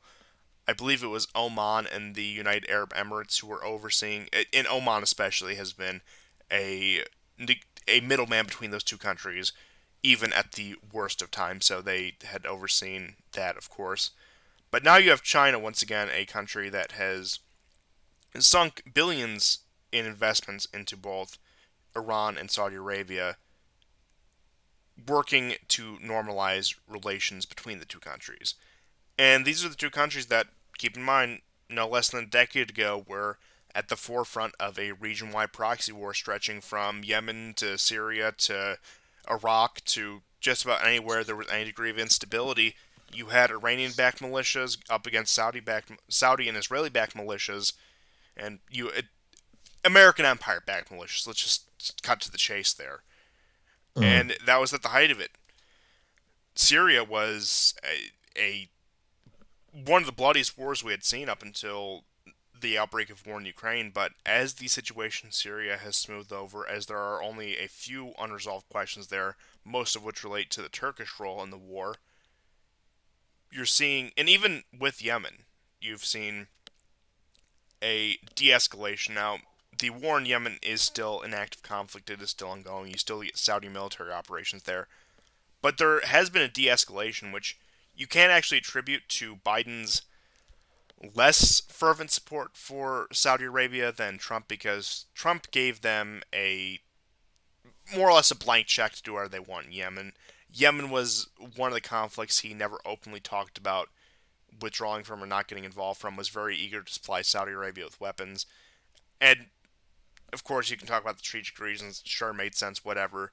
But point being is Biden, who in fact I believe one of his first conversations with Mohammed bin Salman was about the Khashoggi issue, has taken a much harder stance on the Saudis on the Yemen issue, which, as a result, has somewhat de escalated the war because, of course, the supply of arms hasn't come in. You've had threats of depriving Saudi Arabia of U.S. arms coming from Washington while they are both increasing relations with both Russia and China, which are the second and third largest arms dealers, respectively. So it doesn't really make too much of a dent there when it comes to what the Saudis are doing. Keep in mind, even the United Arab Emirates has been buying trainer jets from the Chinese at this point. So there's been a significant shift on the Arabian Peninsula.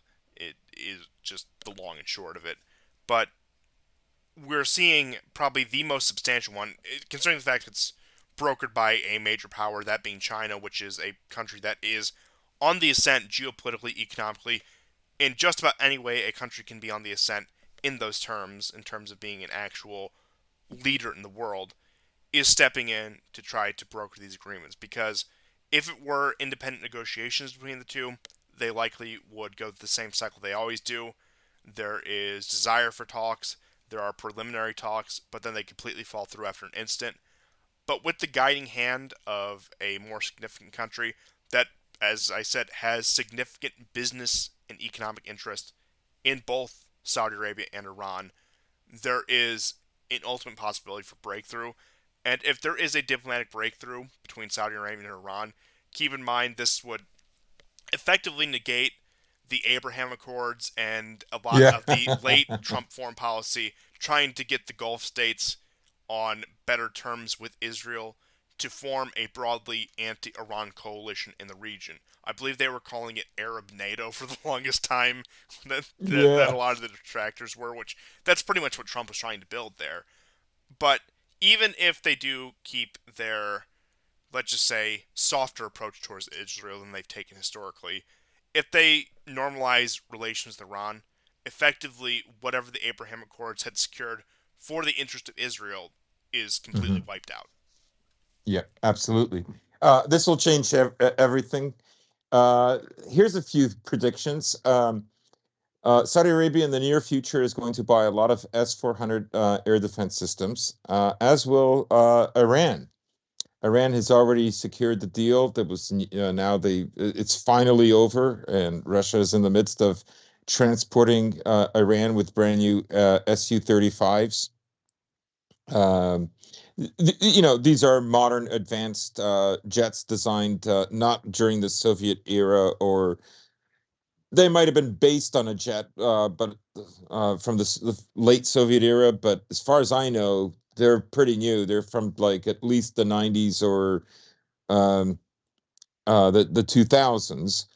And that's a hell of a lot different than keeping like jets from the 60s and 70s, which is kind of like all they had. Although, of course, everybody knows they've developed their own domestic airline services and domestic planes, so they are very resourceful.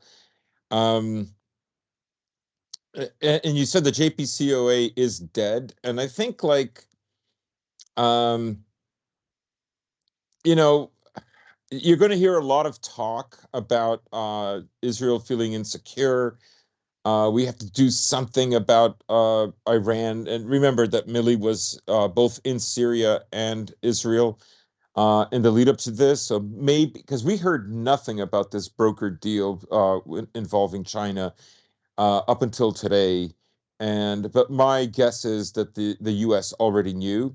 Now, for the second time ever, and the first criticism came in January.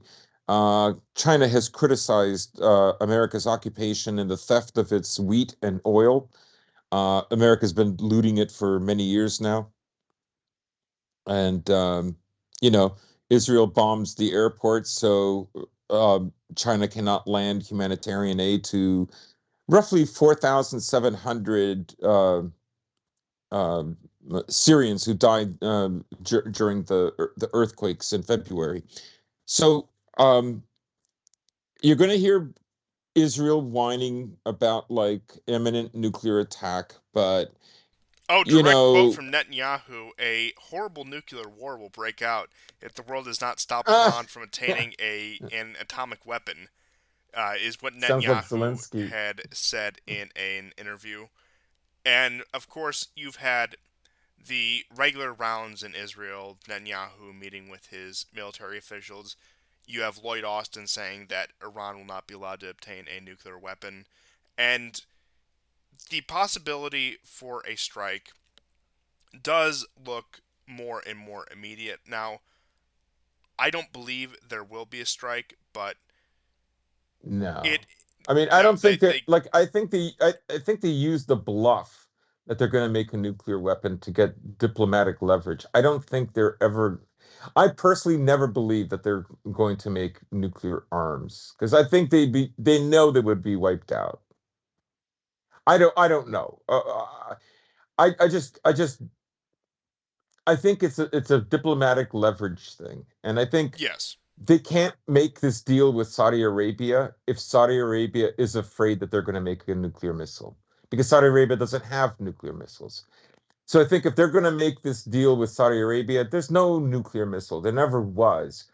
They were scared because they had that war, that 8-year war with Iraq, and Saddam Hussein was in the process of making nuclear missiles.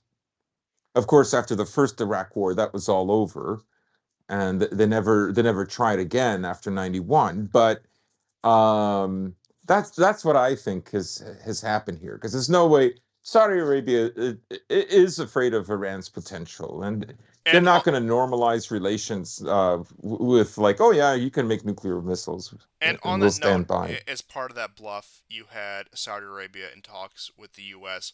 over its civilian nuclear program, which, as we all know, talks about civilian nuclear programs, especially with countries like Saudi Arabia, countries like Iran.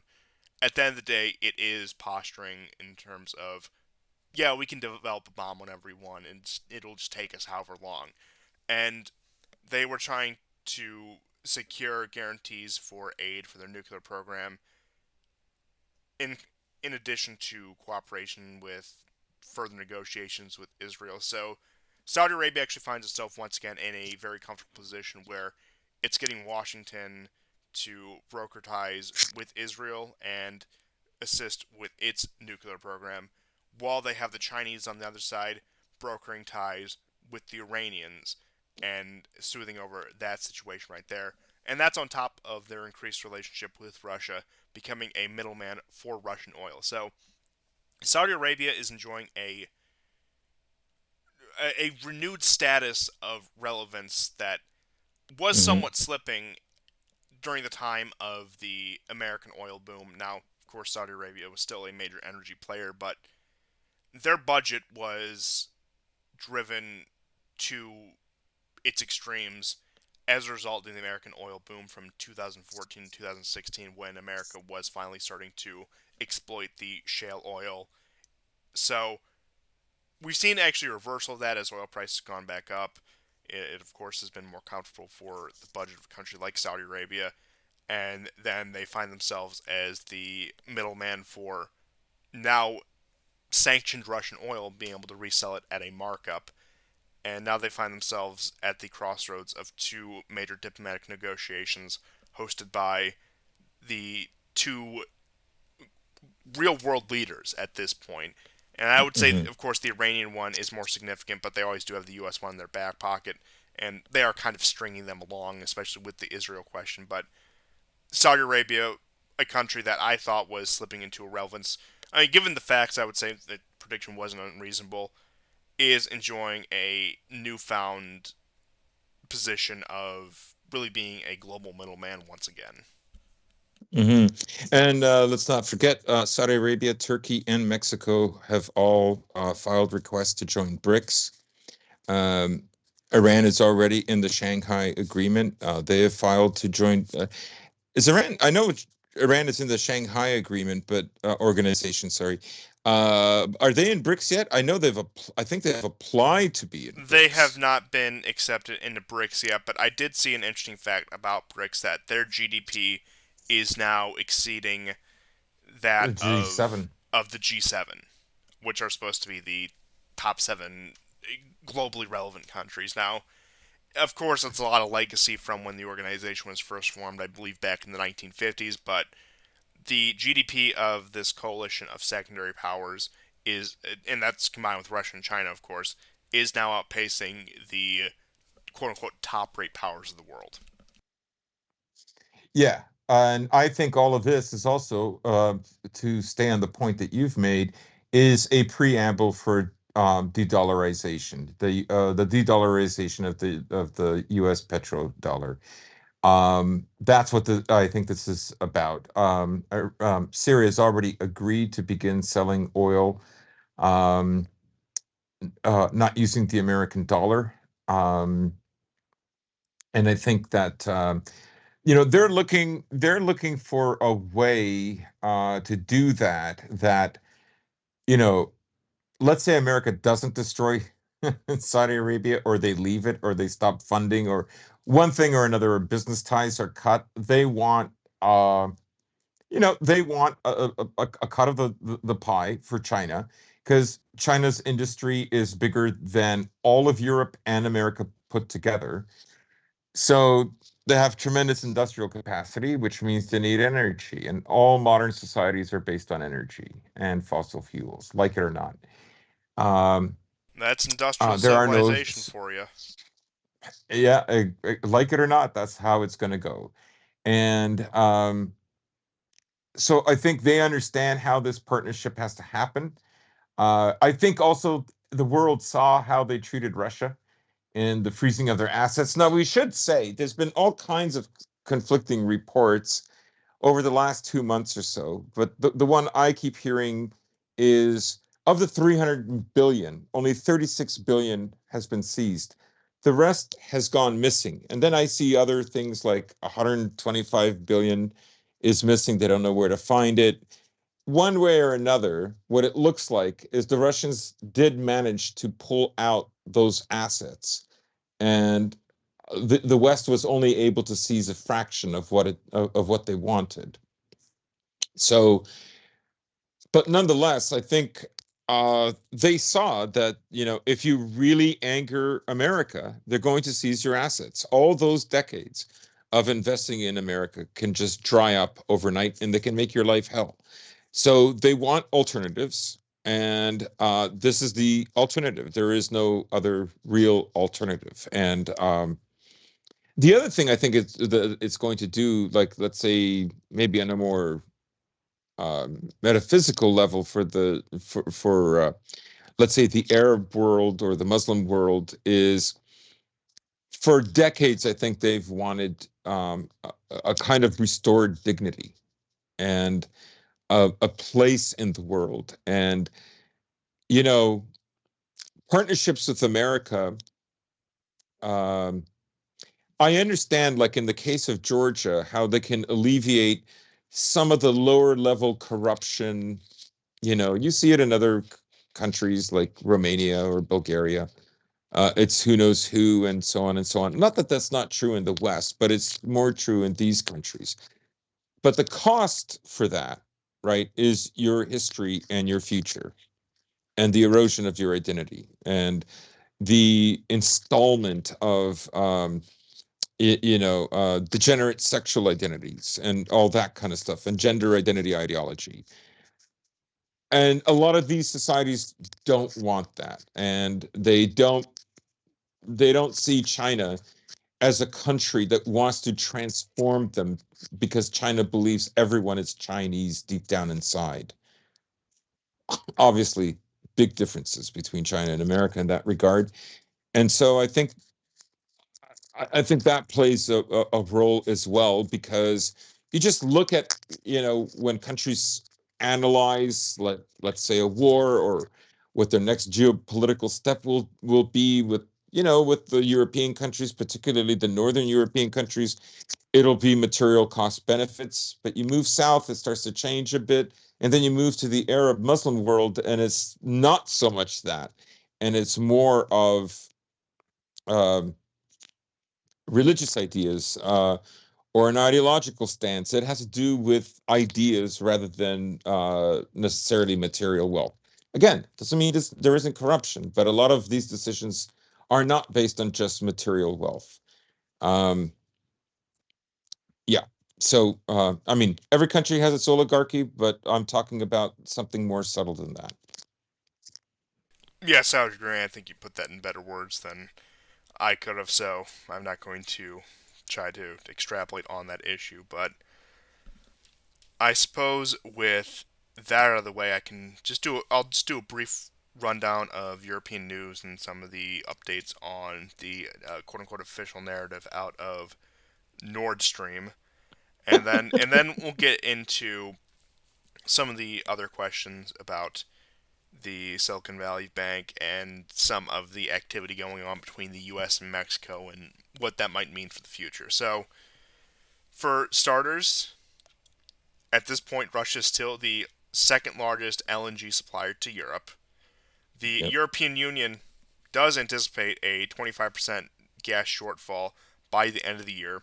You have the aluminum producer Spira leaving Germany, and then you also have, on top of that, a quarter of German industry has intentions to offshore their industry as a result of rising energy costs.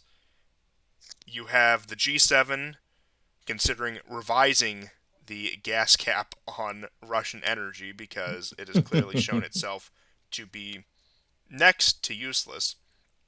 Probably the funniest story of all of these is the European Union is actually having trouble finding and freezing Russian assets because of how they position their assets both inside and outside the European Union, where, as you were discussing, one of the concerns with a country like Saudi Arabia might be is the freezing of assets. One of the concerns about these countries that really do go up against the global system is that their assets abroad might be frozen. But Mhm. as we've seen with Russia, there is a way around that. Now, of course, that doesn't mean none of their assets have been frozen. Several billions have been frozen, even though a lot of that did belong to oligarchs who were already not on the best of terms with the current Russian state and its goals, which I guess in a way did work out for the Russians. So, and that led to their exodus as well. And you can look at all the different places they went. I can tell you, Tel Aviv was somewhat of a popular destination. And you have Macron coming out and making the boilerplate statements about anti-escalation, saying that he does not want to see the Ukraine war once again escalate into another world war or a nuclear war. You have Sunak saying that the UK will train Ukrainian Marines for the continuation of the conflict. And now there are some interesting stories about Nord Stream. So the official claim now is that it was a quote unquote pro Ukrainian group that was behind the demolition of the Nord Stream pipeline. Now, there's no details given about this group. It's treated as an act of vigilantism, as if a deep sea demolition operation is something that, say, the Azov battalion somehow has the capability of performing. Just this, these pro-Ukrainian organizations such as the U.S. government and all of its apparatuses. Perhaps that's a pro-Ukrainian organization. They weren't very clear on the term. And then you had a couple of strange instances reported regarding the Nord Stream pipeline. So after the explosion of the pipeline, you did have a Greek vessel that idled in the water for about 7 days after the demolition of the vessel. And then you had the Danish authorities looking for a yacht that could have been used to sabotage the Uh, pipeline. And they said they were searching for a yacht that could have been involved in the demolition of the pipeline, and they were interviewing the local residents about that. So, this is just a quote from the Telegram channel AZ Politics, quoting an article from Reuters. This was put out on March 9th of 2023. So, the police were looking for a specific yacht that moored here in September, said the local administration of the Dutch island of Christian Soren Tim Anderson. The island is part of an archipelago of the same name known as Ertholmen, located in the immediate vicinity of the sabotage. Christian was previously used as a naval base and still managed by the Dutch Ministry of Defense, which appoints the head of the archipelago administration. As Anderson noted, Danish police were interested to find data on ships entering the local harbor at the period of December 16th to December 18th, 2022. Law enforcement officials interviewed local residents and collected data for the report. The result shows that the result of the search is not reported. The police of the kingdom did not comment on this investigation. So, one of these wild goose chase investigations that keeps happening, whether it be from Denmark in particular, has been behind this, but you've also seen it from Sweden, you've seen it from Germany, you've seen it from Norway.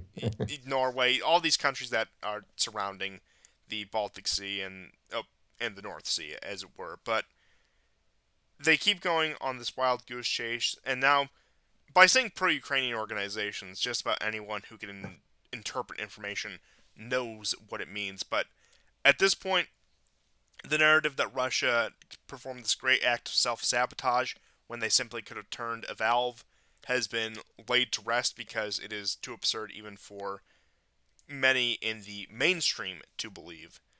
And now they are admitting to it. You could almost say it's a bragging. It's saying, look at what we're capable of. This is what we can do to your infrastructure. If you challenge us, whether that be a message to Russia, China, or any of the myriad of secondary and tertiary countries that are on poor terms with the American empire. But Nord Stream, once again, every week they come out with something that more or less said, we did it and we have no remorse or no regrets about it. Yeah, I mean, I have seen photos of the captain and his first mate. The captain is a large, portly white man with white trousers and a blue short sleeve shirt and a black captain's hat. And his first mate is a much younger, tall, skinny guy with white pants and a long sleeve red shirt with a white cap. Literal caricatures. They, No, it's I'm joking. You know, Gilligan's Island. yes, yes. I assumed you were going down that path, but honestly, I just take things at face value nowadays because I don't know what to say. But you know what? I I fully retract. Gilligan's Island to Nord Stream Yeah, confirmed. because I saw the pictures. I thought it was a joke, and then I saw Red Pill Germany's YouTube channel, and there was a German publication that literally published photos of the yacht in question, and and I'm going, this is just like a normal like little yacht, and I'm going like the amount of explosives that they would have to have put on this, like just the sheer weight of it, because of course these four pipes have 3 inches of concrete encased around them, right? um, they've said it was six people, 5 men, 1 woman who's a doctor, right? They know all this stuff, and of course they forgot their passports, just like the Charlie Hebdo murders. They seized the car before they went and attacked the Jewish supermarket, and lo and behold, the car had 2 passports that were left behind, and then they They always found leave the passports traces. behind every time, whether They it be always leave. 9/11, Yeah, whether it be the one attack in Paris in 2015.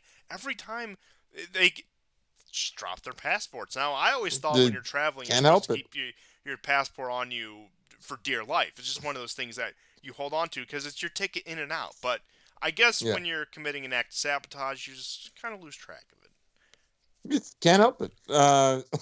Just the way it goes. They found traces of explosives. You know, uh, the whole story is patently ridiculous. But one of the things that I think was interesting, right? Because the New York Times broke it first, and I think Weld of Germany also published the story. Now there's all kinds of smaller German outlets, but other European outlets that are covering the story. And that is I read the story, and the part that I found weird, okay, is remember last week I made the mistake.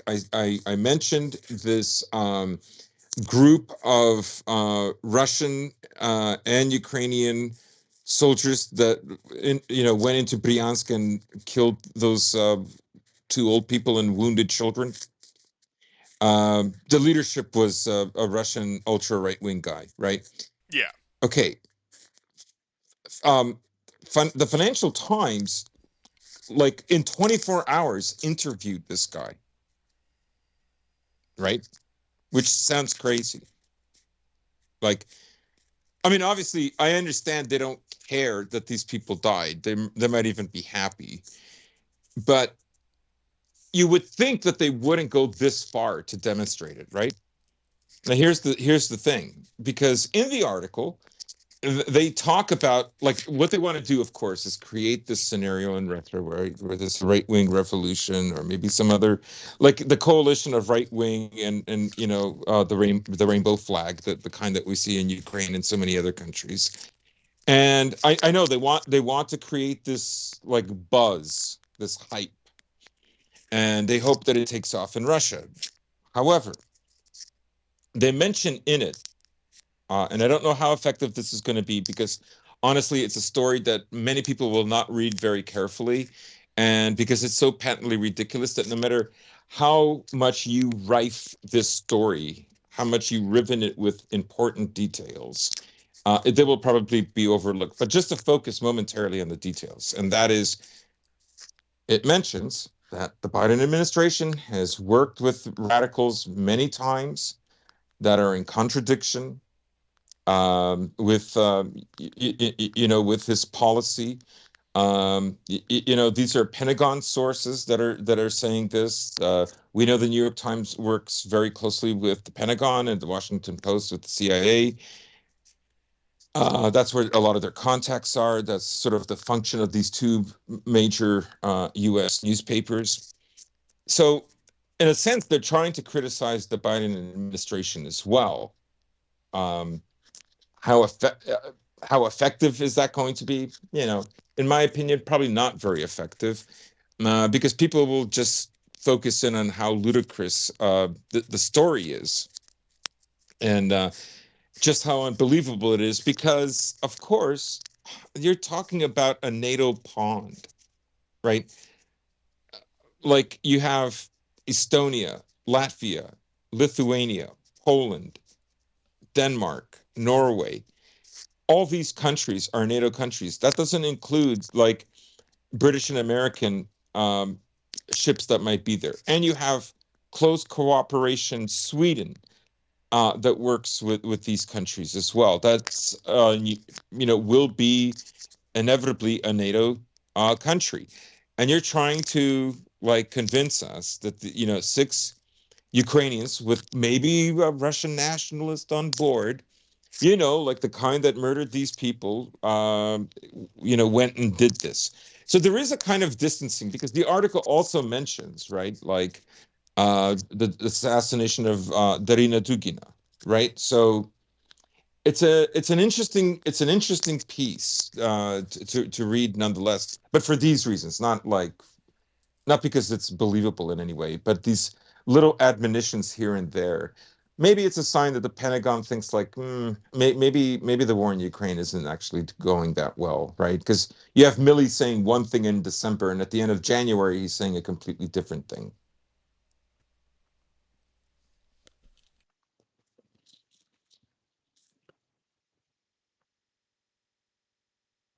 Hello? Oh, there we go. There we go.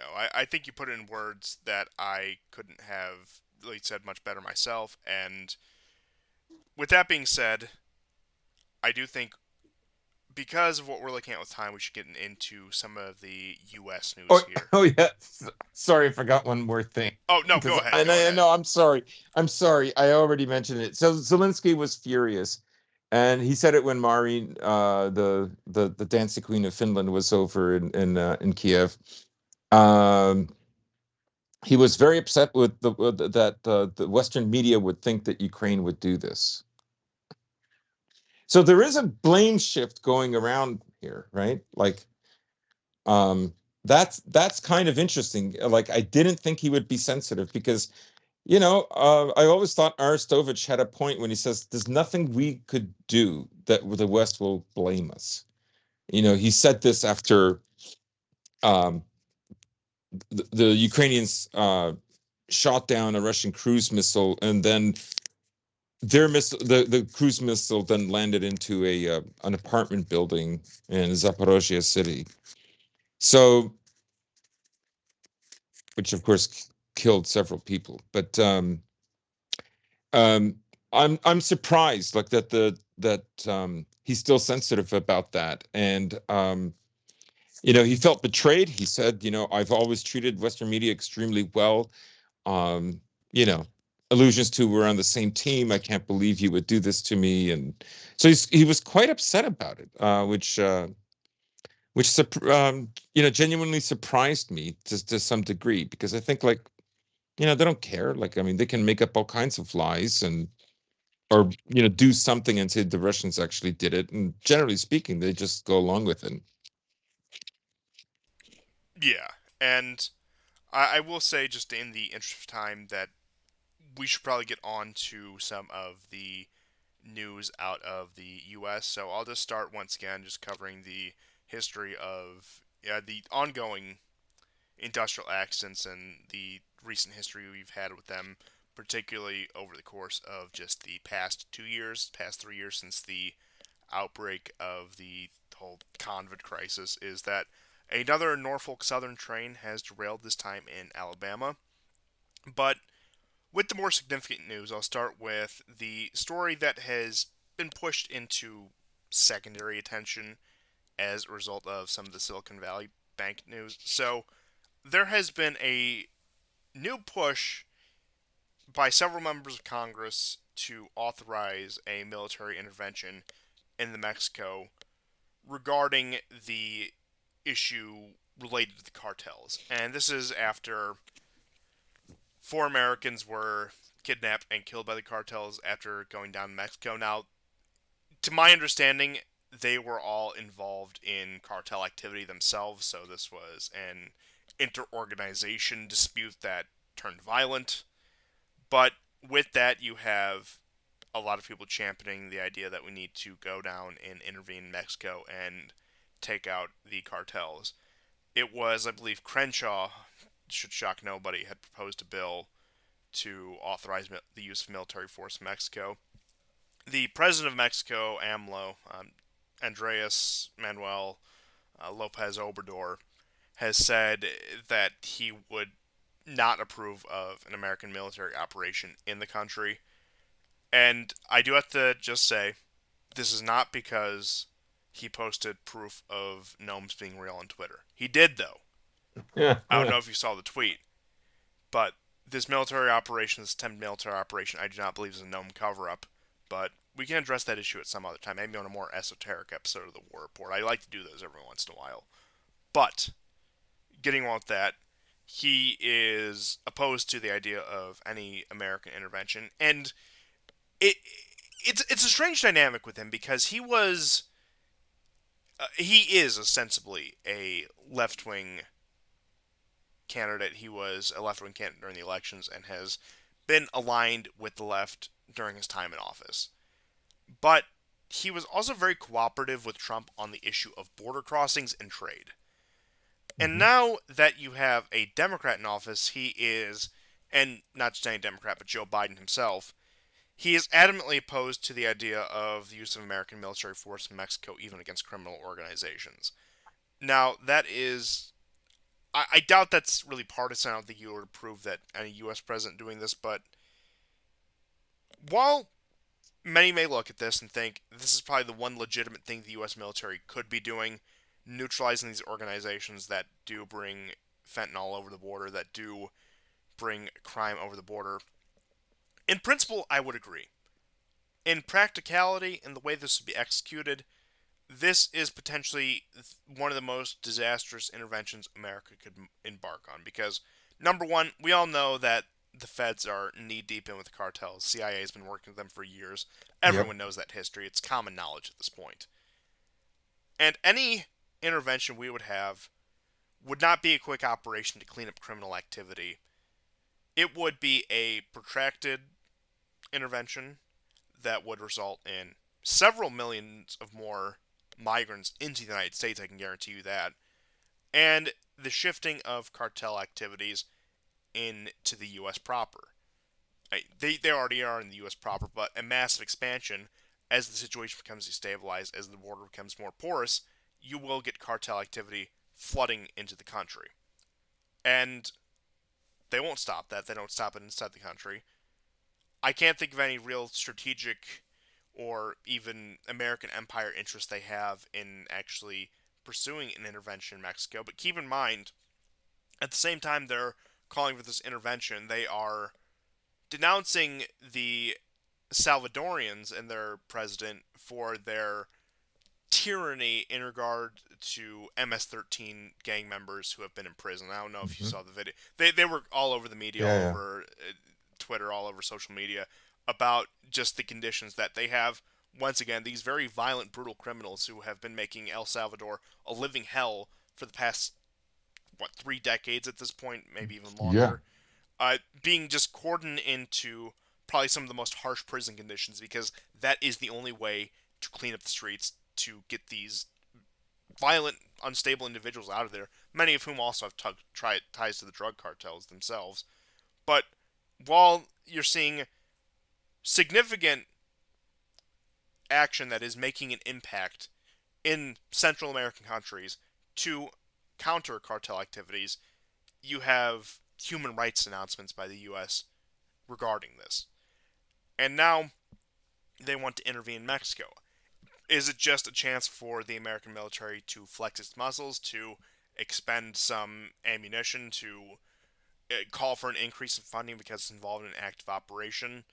Or is there something more to this? But I can tell you, as justified as this may seem, completely in a vacuum, if you were to make this case any other time, ignoring all the other influences, I agree it would make sense. It's something I myself have said would be a good idea in years past. But upon further serious analysis, especially by the people who would be prosecuting this war, if it were to even happen, it would be a horrible idea. And I don't know, maybe they want destabilization in Mexico because they aren't 100% in line with the American empire's agenda in regard to Russia and China, whatever. But point being is, the effects of this war would inevitably spill into the United States, and regardless of what they tell us, it would not be a short operation. The U.S. military, especially at this point, does not do quote unquote short operations. It would be something that would bring even more, for lack of a better term, third worldification into the U.S. The southern border would become even more of a dangerous zone than it already is. The cartels at this point, I mean, once again, how many quote unquote migrants and refugees would be just bringing their business operations over with them? I can guarantee you a lot more than the average person would expect, and that this is a real powder keg, and that this is something that can bring the sort of violence that we see in Mexico into the U.S. proper if something like this were to actually ever happen. I don't think it is going to happen. It's just something they like to blow hot air about. This isn't the first time they've talked about something like this, but if they were to actually go through with this, the consequences would be nothing short of disastrous. Yeah, I mean, it is a nuanced subject, right? I mean, cartels in the U.S. it is a big deal, or it's going to become one. They control about 20% of Mexico, anyways. But there are, as I said, it is nuanced because let's say Mexico joins BRICS. They have applied to join BRICS. This would mean America has a neighbor on its border that is part of a competing system, right? Huh, where's It that may ever not happened look before?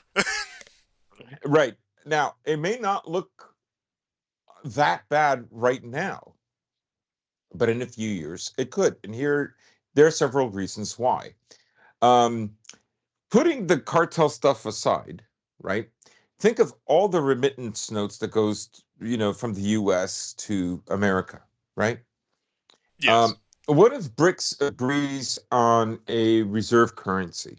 Because I know they're working on one. Now that's a few years away, but they're working on one. And the de-dollarization process continues, and you've got like, what if these remittances are going to now go? What if American banks have to store up this reserve? I mean, they're never going to go for it, right? This is horrible. I do see, therefore, a kind of inevitable fracturing, and America would rather have Mexico as a buffering state than not. Um, um, there was a point I wanted to go further on about this, right? Anyways, I'll leave it there. That's what I think that they're afraid of eventually happening. Because like this week, several Russian diplomats were not given visas. It's kind of unheard of to go to the UN. That is where they go. That's their job, right? And America has barred them. So we've talked on this show many times, especially over the last 1 or 2 years, about false neutrals. That the premise of Western society after the overthrow of the monarchical system, the aristocracies of Europe, and so on. Beginning with America, is that you have to set up a neutral, right? And the UN, I've always said, is a false. I've said this for years. The UN is a false neutral. It's in Manhattan, right? Why is it there? And but the false neutral is it justifies things, just like when you look at domestic politics, right? Particularly in the U.S. Just to give an example, when a conservative finally goes along with a liberal and agrees with something, it justifies it. It gives it credence. And in the same way, that's part of one of the functions of the UN. And I would say that what we're seeing is probably inevitably there'll be some kind of there'll have to be an alternative to the UN. There'll have to be a separate individual like international system, right? And if Mexico joins BRICS, it could be it might be a country that straddles both. Maybe they won't want it to. I'm looking considerably, further in the future, right? But I do think that's a distinct possibility because as long as America is not getting what it wants, and it appears that after a year that America is going for broke, like they feel like they either have to get it all or they're not going to, they're going to lose. And you know, the way they planned the balkanization and the overthrow of Putin, um, at least Plan A has not worked, and Plan B was less well thought out compared to Plan A. And the fact that they have to go to Plan B, well, Plan B is much more tricky for them to manage than Plan A would have been, which of course would have been the tanking of the Russian economy. I just read a headline from I think it was NBC from March 10th, 2022. Russians are finding it life impossible and blah blah. It's all laughable now, of course. Um, so let's say that this escalation continues because they want to slap sanctions on China. They cannot wait for this to happen. Um, the Europeans at the moment seem to be dragging their feet, but eventually they'll be, I think, made to heel, and that they will eventually follow the U.S. They'll have to. Um, so that's what I see kind of developing. Like this, Mexico is also part of this geopolitical chess piece, and I think they want it. And let's not forget. Correct me if I'm wrong. I think you have a better memory than me. But do you remember that white family, lots of kids in a station wagon, Yes, all of it them was one shot of up? those Mormon settlements that had moved down to Yes, Mexico. right. Butchery. Of course, if Trump had suggested something like this, that would have been racism. Because, of course, we all know that America is an anti white state, it hates whites. But four black drug dealers with criminal records get killed by gangs that they already have dealt with or dealt with rival gangs to that gang. They get killed, and oh my God, we have to invade. We can't let the Americans die. That's how preposterous it is. And yeah, I had forgotten about that one Mormon settler family that was down there going to one of those offshoot colonies that they build all across the world. I had forgotten about their Yeah. just complete slaughter, and there was barely. I think the fact that I forgot about it just goes to show how different the narrative is on this and Hmm. this current one, where you had a bunch of these, let's just say, Americans of a certain extraction who were previously involved in criminal activity, having that activity catch up to them because they had been in it for years and Once again, just inter-gang violence, which suddenly justifies an intervention at a time when the American empire's credibility is slowly slipping. But speaking of slipping credibility of And the American, they're doing no, this go because ahead. they're black. By Oh, the way, yeah, they're doing this because they're right, absolutely. because that's part of America's civic religion, right? It's part of their civic religion. Now we have you. You wouldn't be against this. They're Americans first, not criminals, right? Racist. That is the underlying unspoken um, argument for doing this, right? Like they're well insulated now with the woke ideology, and you have Crenshaw, based Crenshaw, who is pushing for this, right? But like when a family of like these are it's a family with little kids get killed, something like 6 people, like Yeah, it's with people little had kids dying. nothing. The parents had no involvement with any criminal organization. They just so happened to live in Mexico, and Yeah, and they went back and forth between the two countries because that's just part of the situation, part of the way a lot of those settlement groups just landed as the pieces fell out to the 19th, 20th centuries. But I can tell you for Canada, there are many Mennonites living in Bolivia, Mexico.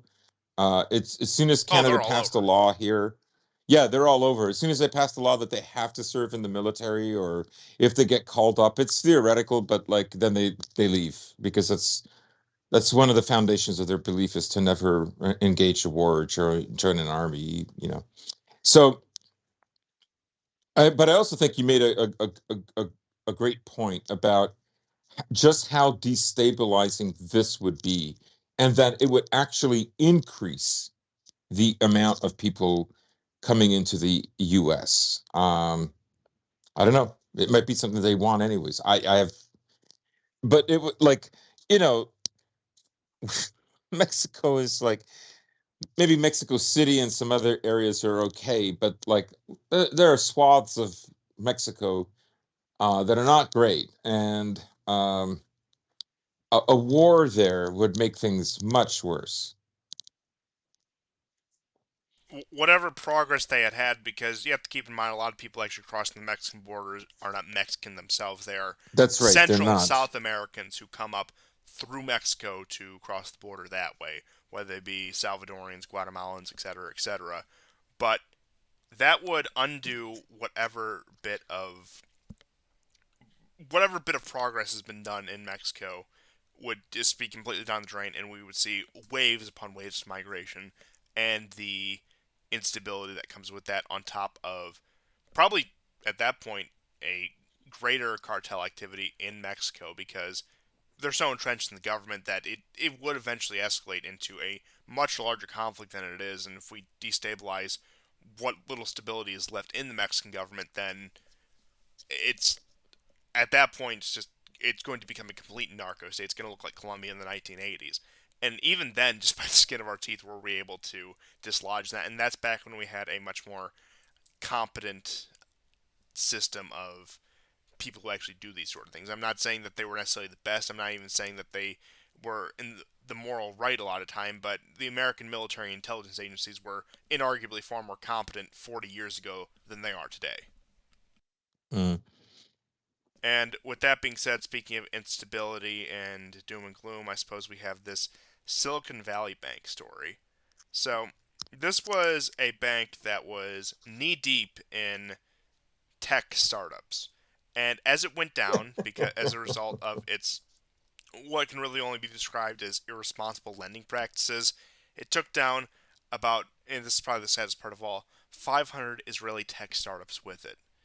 So, just some of the brief points. A lot of this financial stuff is complete wizardry to me, so I'll just please bear with me as I go through it. So, just some of the points. And this is coming from I what I was able to gather from watching Tucker Carlson and some of the things that were being passed around Telegram. So, the abrupt failure of the Silicon Valley Bank (SVB) and its takeover by federal regulators on March 10th sent a shockwave through Boston technology and biotech communities, With companies and depositors unable to withdraw funds facing prospects of not being able to pay bills, withdrawals were limited to 250,000 per account, which is all the FDIC insures legally because, of course, during the Great Depression, a lot of the safety nets were passed, and at the time, of course, 250,000 was if it was wealth at that time. Now, I mean, it's a significant chunk of money. I certainly wouldn't turn it down, but compared to the millions, if not billions, that are in the American banking system nowadays,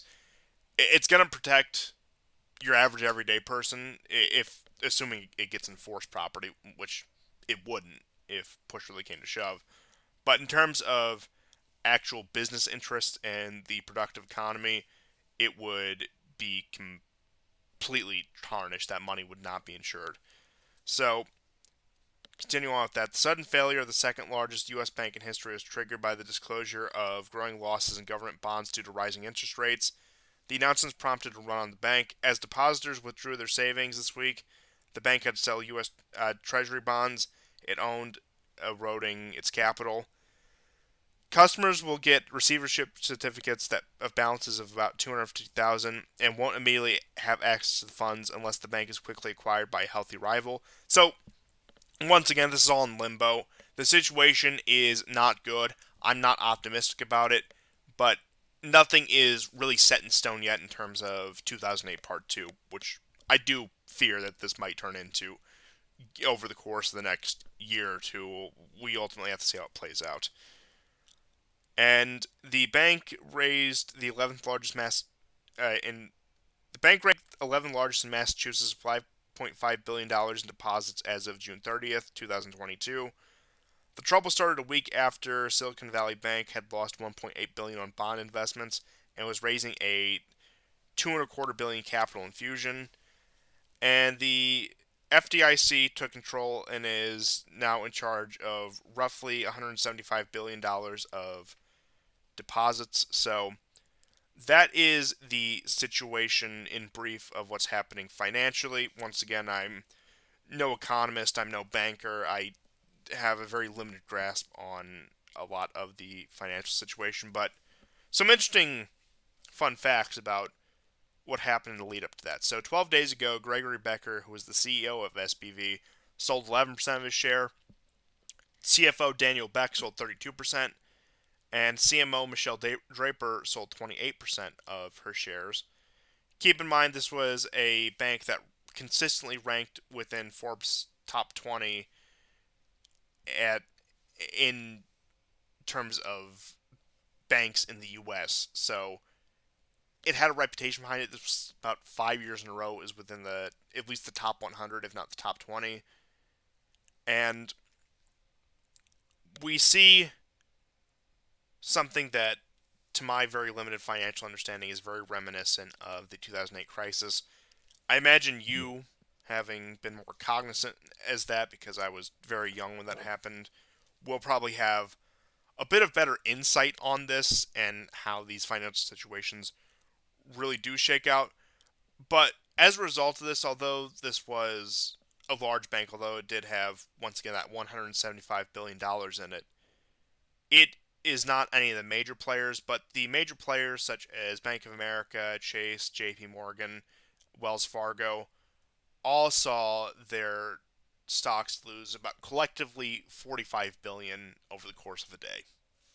So that's a brief Huge. situation of what we're looking at financially, and that's on top of the current level of inflation and the general economic instability that has been plaguing the US since the outbreak of the 2020 crisis and all of its after effects, only exacerbated by the impact the war in Ukraine had on the global economy. So, this is likely the harbinger of worse things to come. And if you need any more proof that things are going to get bad, Jim Cramer, the lovely Jim Cramer, I'm sure you all know who he is, has said it has spent months telling you that Silicon Valley Bank was a good investment, and now he has boldly proclaimed on Twitter that J.P. Morgan is a fortress. So we very well could be looking at a financial crisis worse than 2008 if we are to take Jim Cramer's reverse Midas touch at his word. And as you have speculated, and I agree, he's effectively a Fed. He's a propagandist for them. He says the right things at the right time. So I mean, ultimately, we'll have to see. A lot of this is still up in the air. This is a day old story.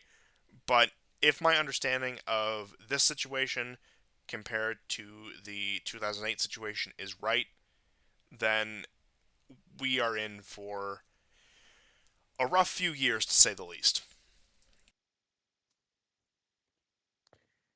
Yes. I remember that the way this happened, it was little by little. People were well aware of it. I was um, juggling two jobs. I was also doing an internship for a job that ultimately paid much, much better. Its head office was in New York. And I remember, oh, I would say near the end of November, uh, there was a general meeting for all the staff. And they said, you know, they've cut one third of the employees in New York. We're going to cut at least that. We're very sorry. The market is doing this, that, and the other. And of course, all interns, I'm sorry that there are no future prospects anymore of employment. And then later, a month later, I lost one job I had at one place, and then 5, 6 weeks later, I lost another job, and it was just incredible. So, um, I know that's not everybody's story, but believe me, there were a lot of stories like that, and Canada was not hit nearly as hard as the US was. So I don't know what to say. I hope uh, I hope none of our listeners suffer through it, because it left I literally went back to school uh, that gave me the internship that would have given me this really great job that many years ago would have in those years would have paid like a decent salary now, but that was 15 years ago. So um and that fell apart, and that can change the course of your life in a big way. So I hope that it's not like 2008, but a lot of economists, and like you, you know I'm not an economist. It's never even been a subject that's been of particular interest for me, but I do respect people who do know it, kind of like people who know automotive, who have a lot of automotive knowledge. I don't, but I appreciate people who do. And I just hope it isn't like 2008. And a lot of people who lived through, who were economists, who I've listened to through the years off and on, they've always predicted that we would get something like 2008, but it would be far, far worse. So, and now we have a very different world that is de-dollarizing. So I don't know what to say.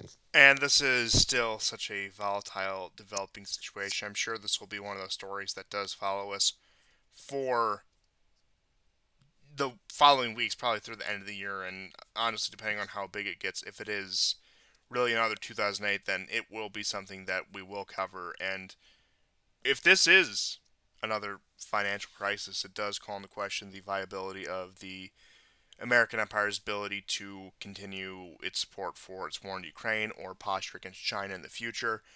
And at that point,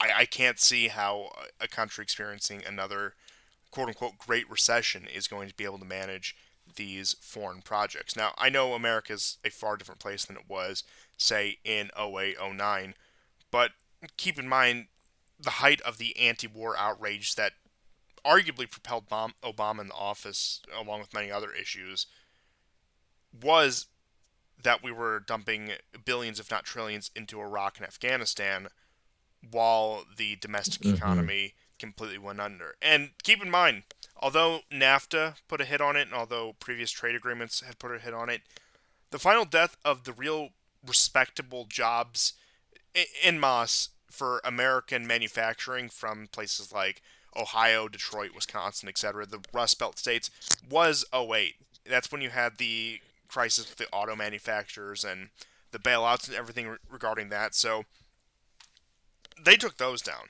So we could be looking at another situation where whatever American industrial revival has happened over the course of the past, say, 6, 7 years could be put completely back to ground zero if there is a financial crisis of that caliber. And while I'm sure it'll shock all of you who listen to the show, I do, and especially you do, tend to err on the more pessimistic side. I ultimately can't say definitively yet where I stand on this because it is such a new situation, but if I'm to believe the initial information coming out, which you seldom can, but from what I can gather, even taking it with a massive grain of salt, maybe not '08, but this is going to be a very rough time for a lot of people, especially ones who are in massive debt, as many homeowners are, and even people who are not homeowners find themselves in massive debt. And it's only going to exacerbate the problems that are frankly still unresolved from that '08 crisis. Mm-hmm, mm-hmm. Yeah. That's all I had for that story as of now. If anything big with anything, especially the bank story, does happen during the week, I will try to make an effort to put out a show or some sort of update during the week, and I'm certain you would be more than willing to join me on that as well, of course. And Yeah. we'll keep you posted on all of this.